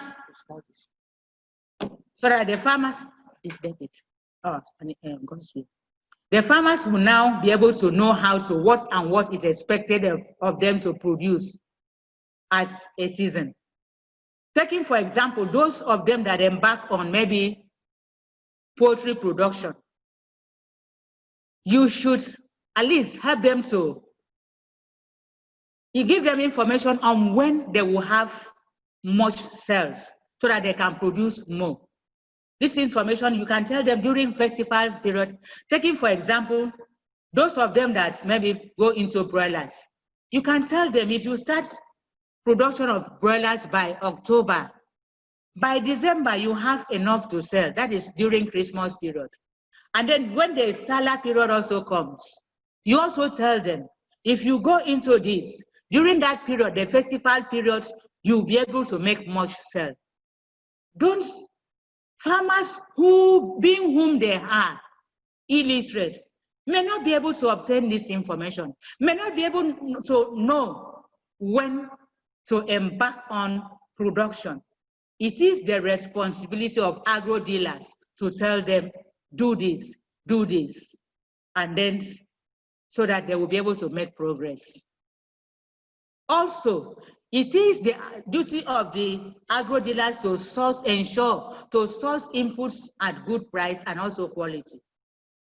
When we are going for these inputs, get them at a good price so that you will be able to resell it to the farmers at also a good price and also the good quality. Don't just because you want to make money, you go and buy rubbish and then come and resell to the farmers.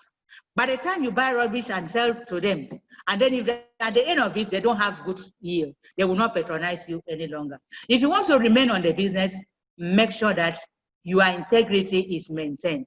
Your integrity is not at stake. Make sure that, be trustworthy.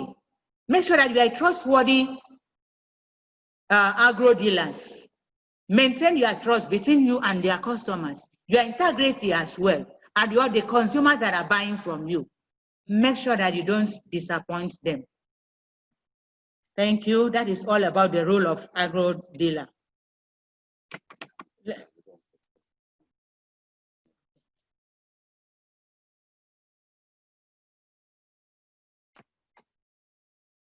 Thank you very much, Ma, with your presentations. I think before we move to the next slide, let's hear something from Mrs. Oidamola Asaju, which she is also another presenter of agro-dealer. Mrs. Asaju, she is practicing entrepreneur in the area of agribusiness. She holds her bachelor degree in home science and management, master's in business administrations, and has established her farm Republic in 2018.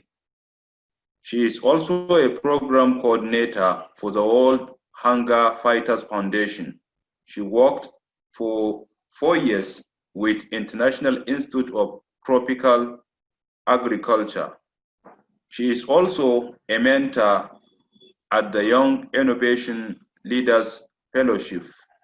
So let's give her floor so that we can learn something from her own experience as an agri entrepreneur. Asaju, you have a floor. Thank you.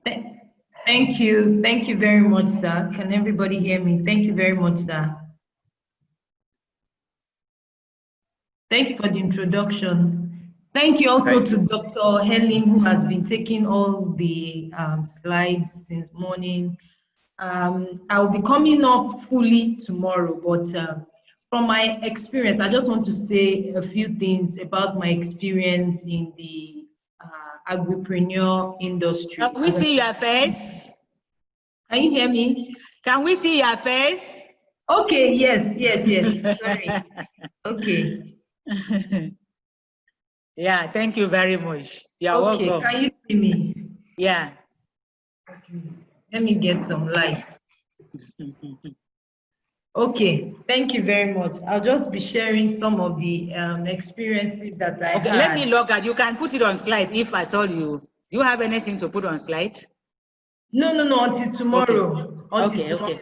So I'm No just problem. sharing my experience, practical Yes. experience that I've had as an entrepreneur myself.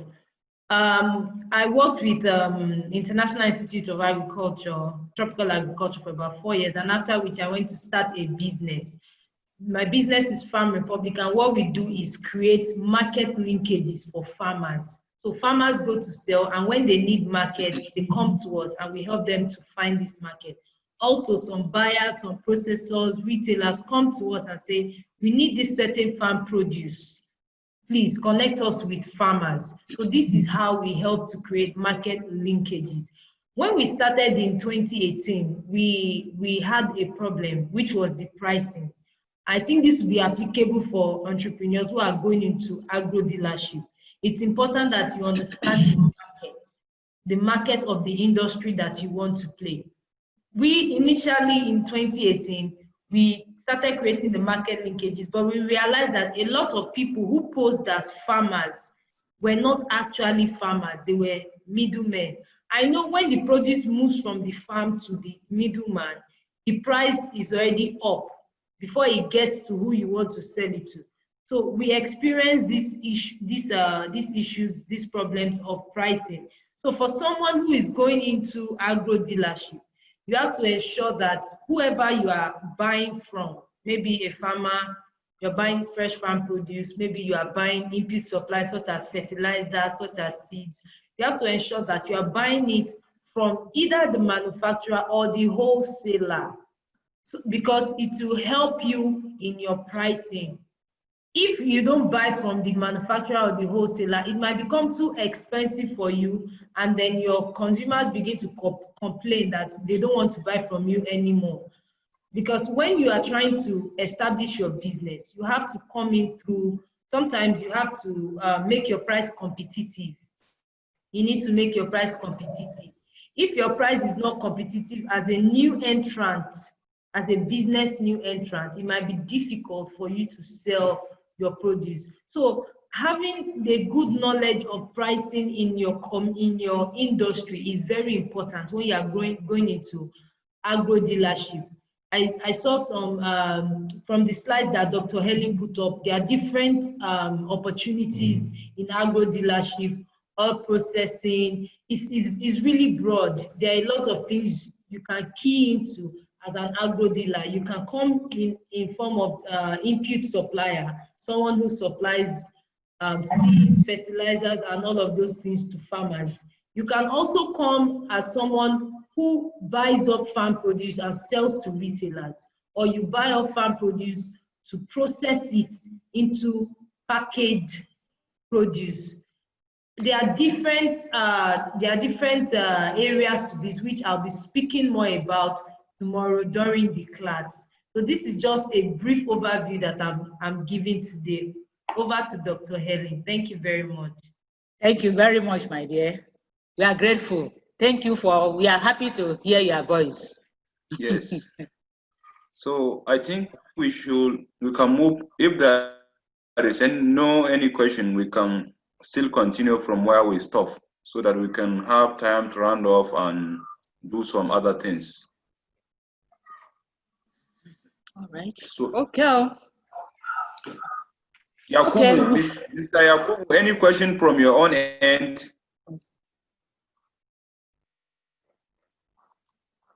Yakubu, do you have any question for us? Okay, doctor, I think you can continue. All right, sir.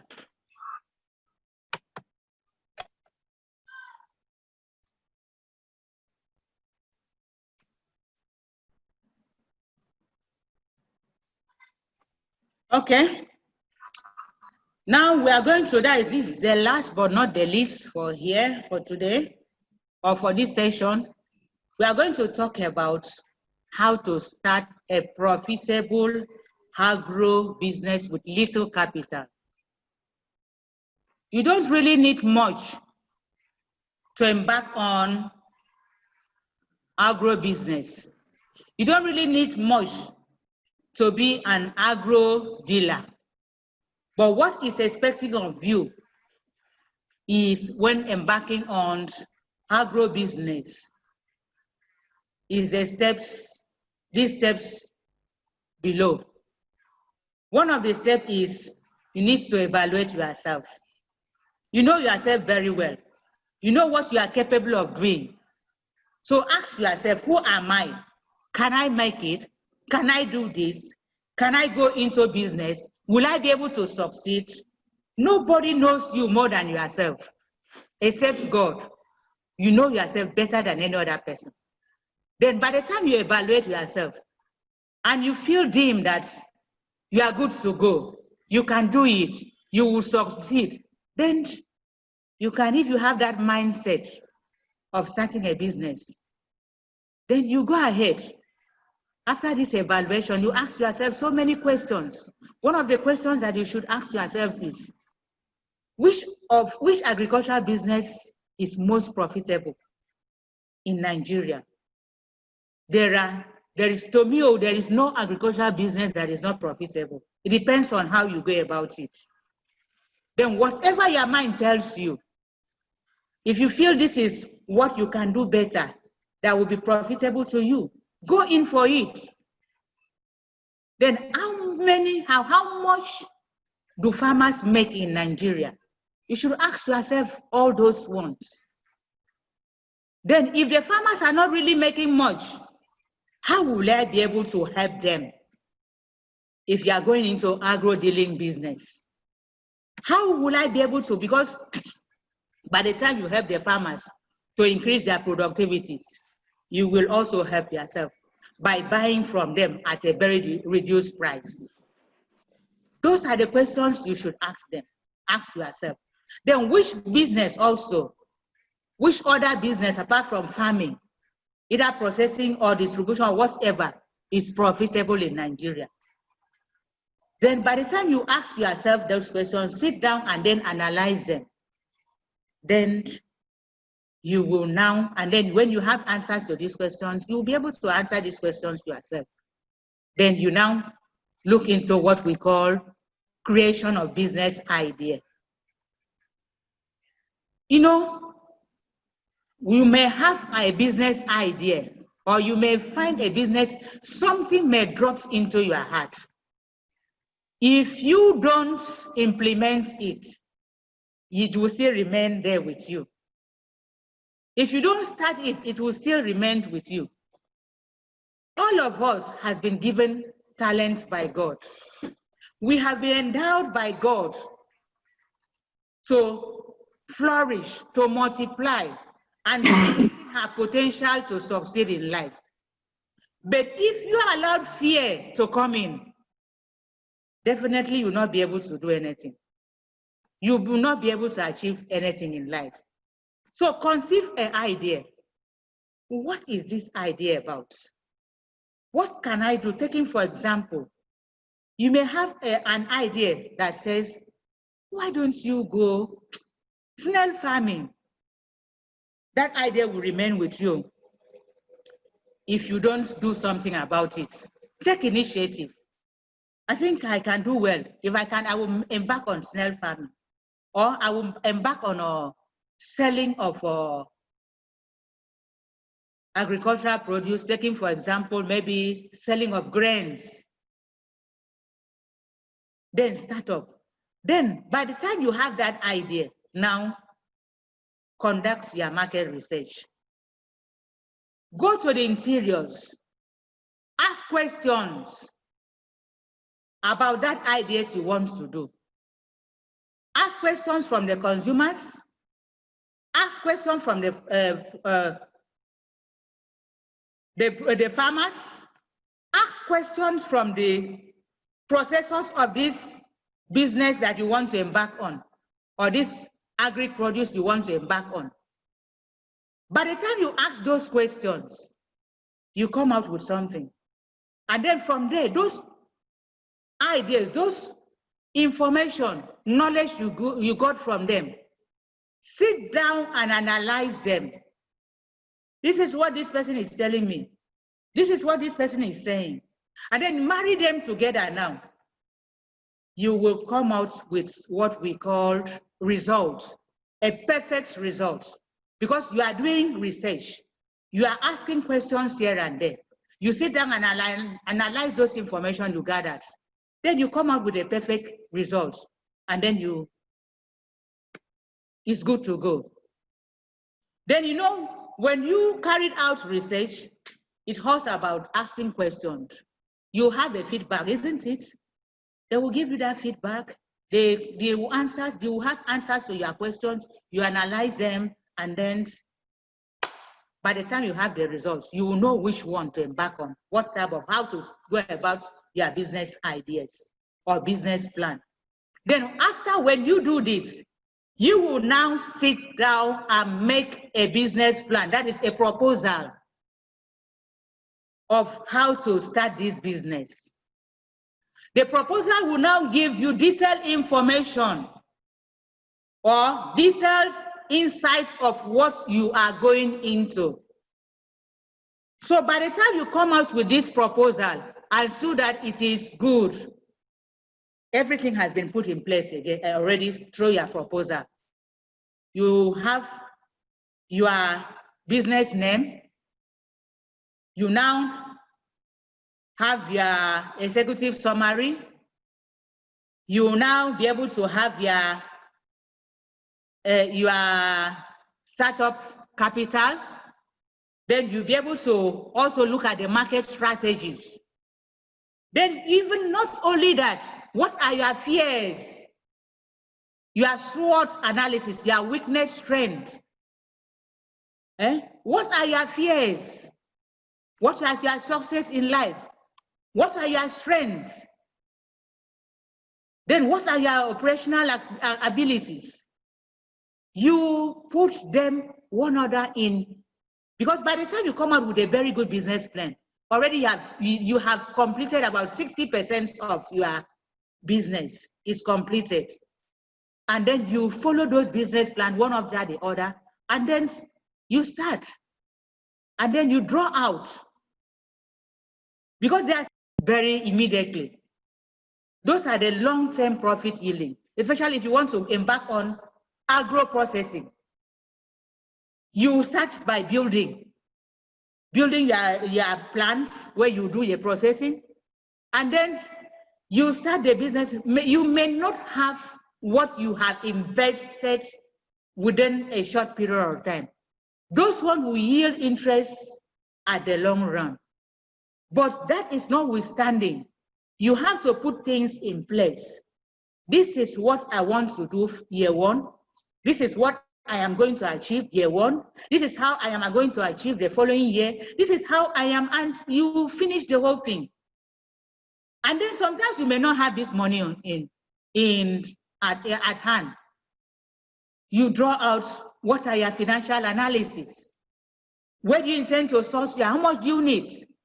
Where do you intend to source this money? Those are the things embodied in business plan. What are your competitive edge advantage over your already existing competitors? At least you must have an edge over these people if you are actually an entrepreneur.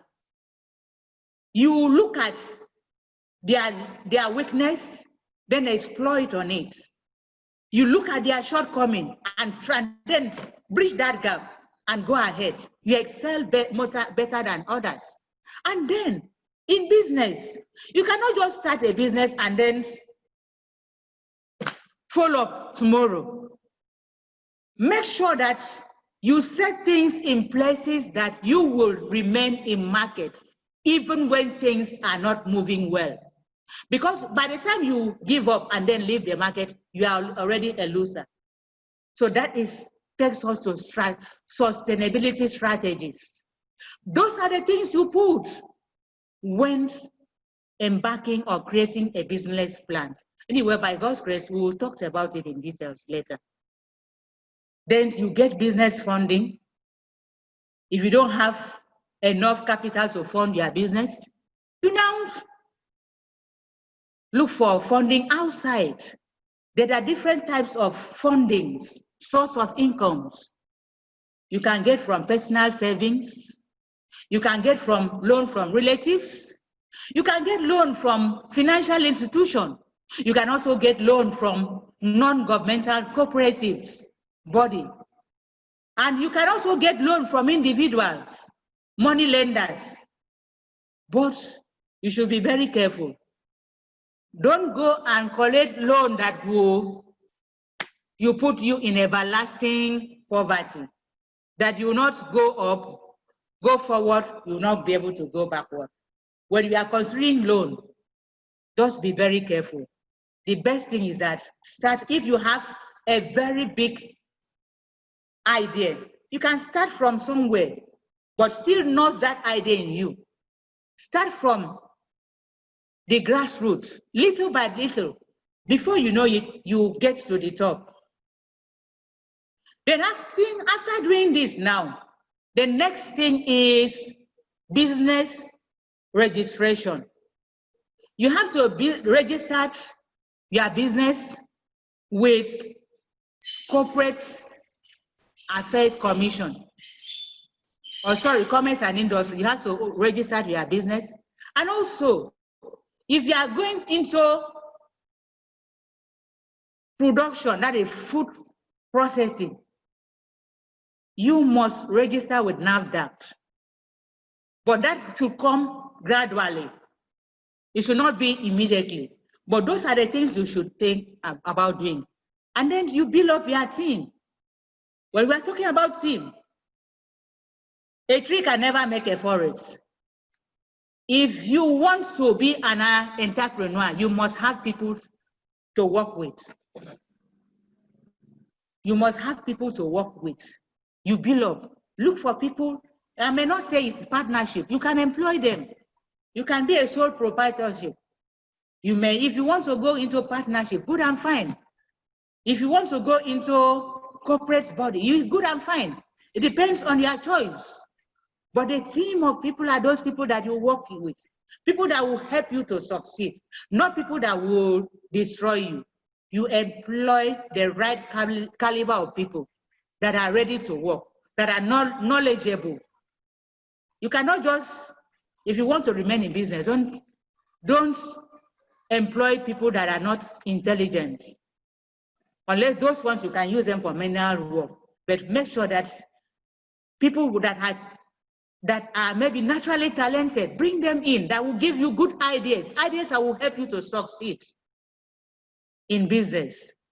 I think we will close for here for now. Let me have, if there are rooms for questions, let's listen. Yes, we have some questions. All right. Thank you, Ma, with the wonderful presentations. We have a question here from Mrs. Christy Uzuoku, which asks her questions. Dr. Ma, what's the difference between agro-dealer and a farmer? Difference between agro-dealer and a farmer. A farmer is the person who cultivates either crops or rear animals.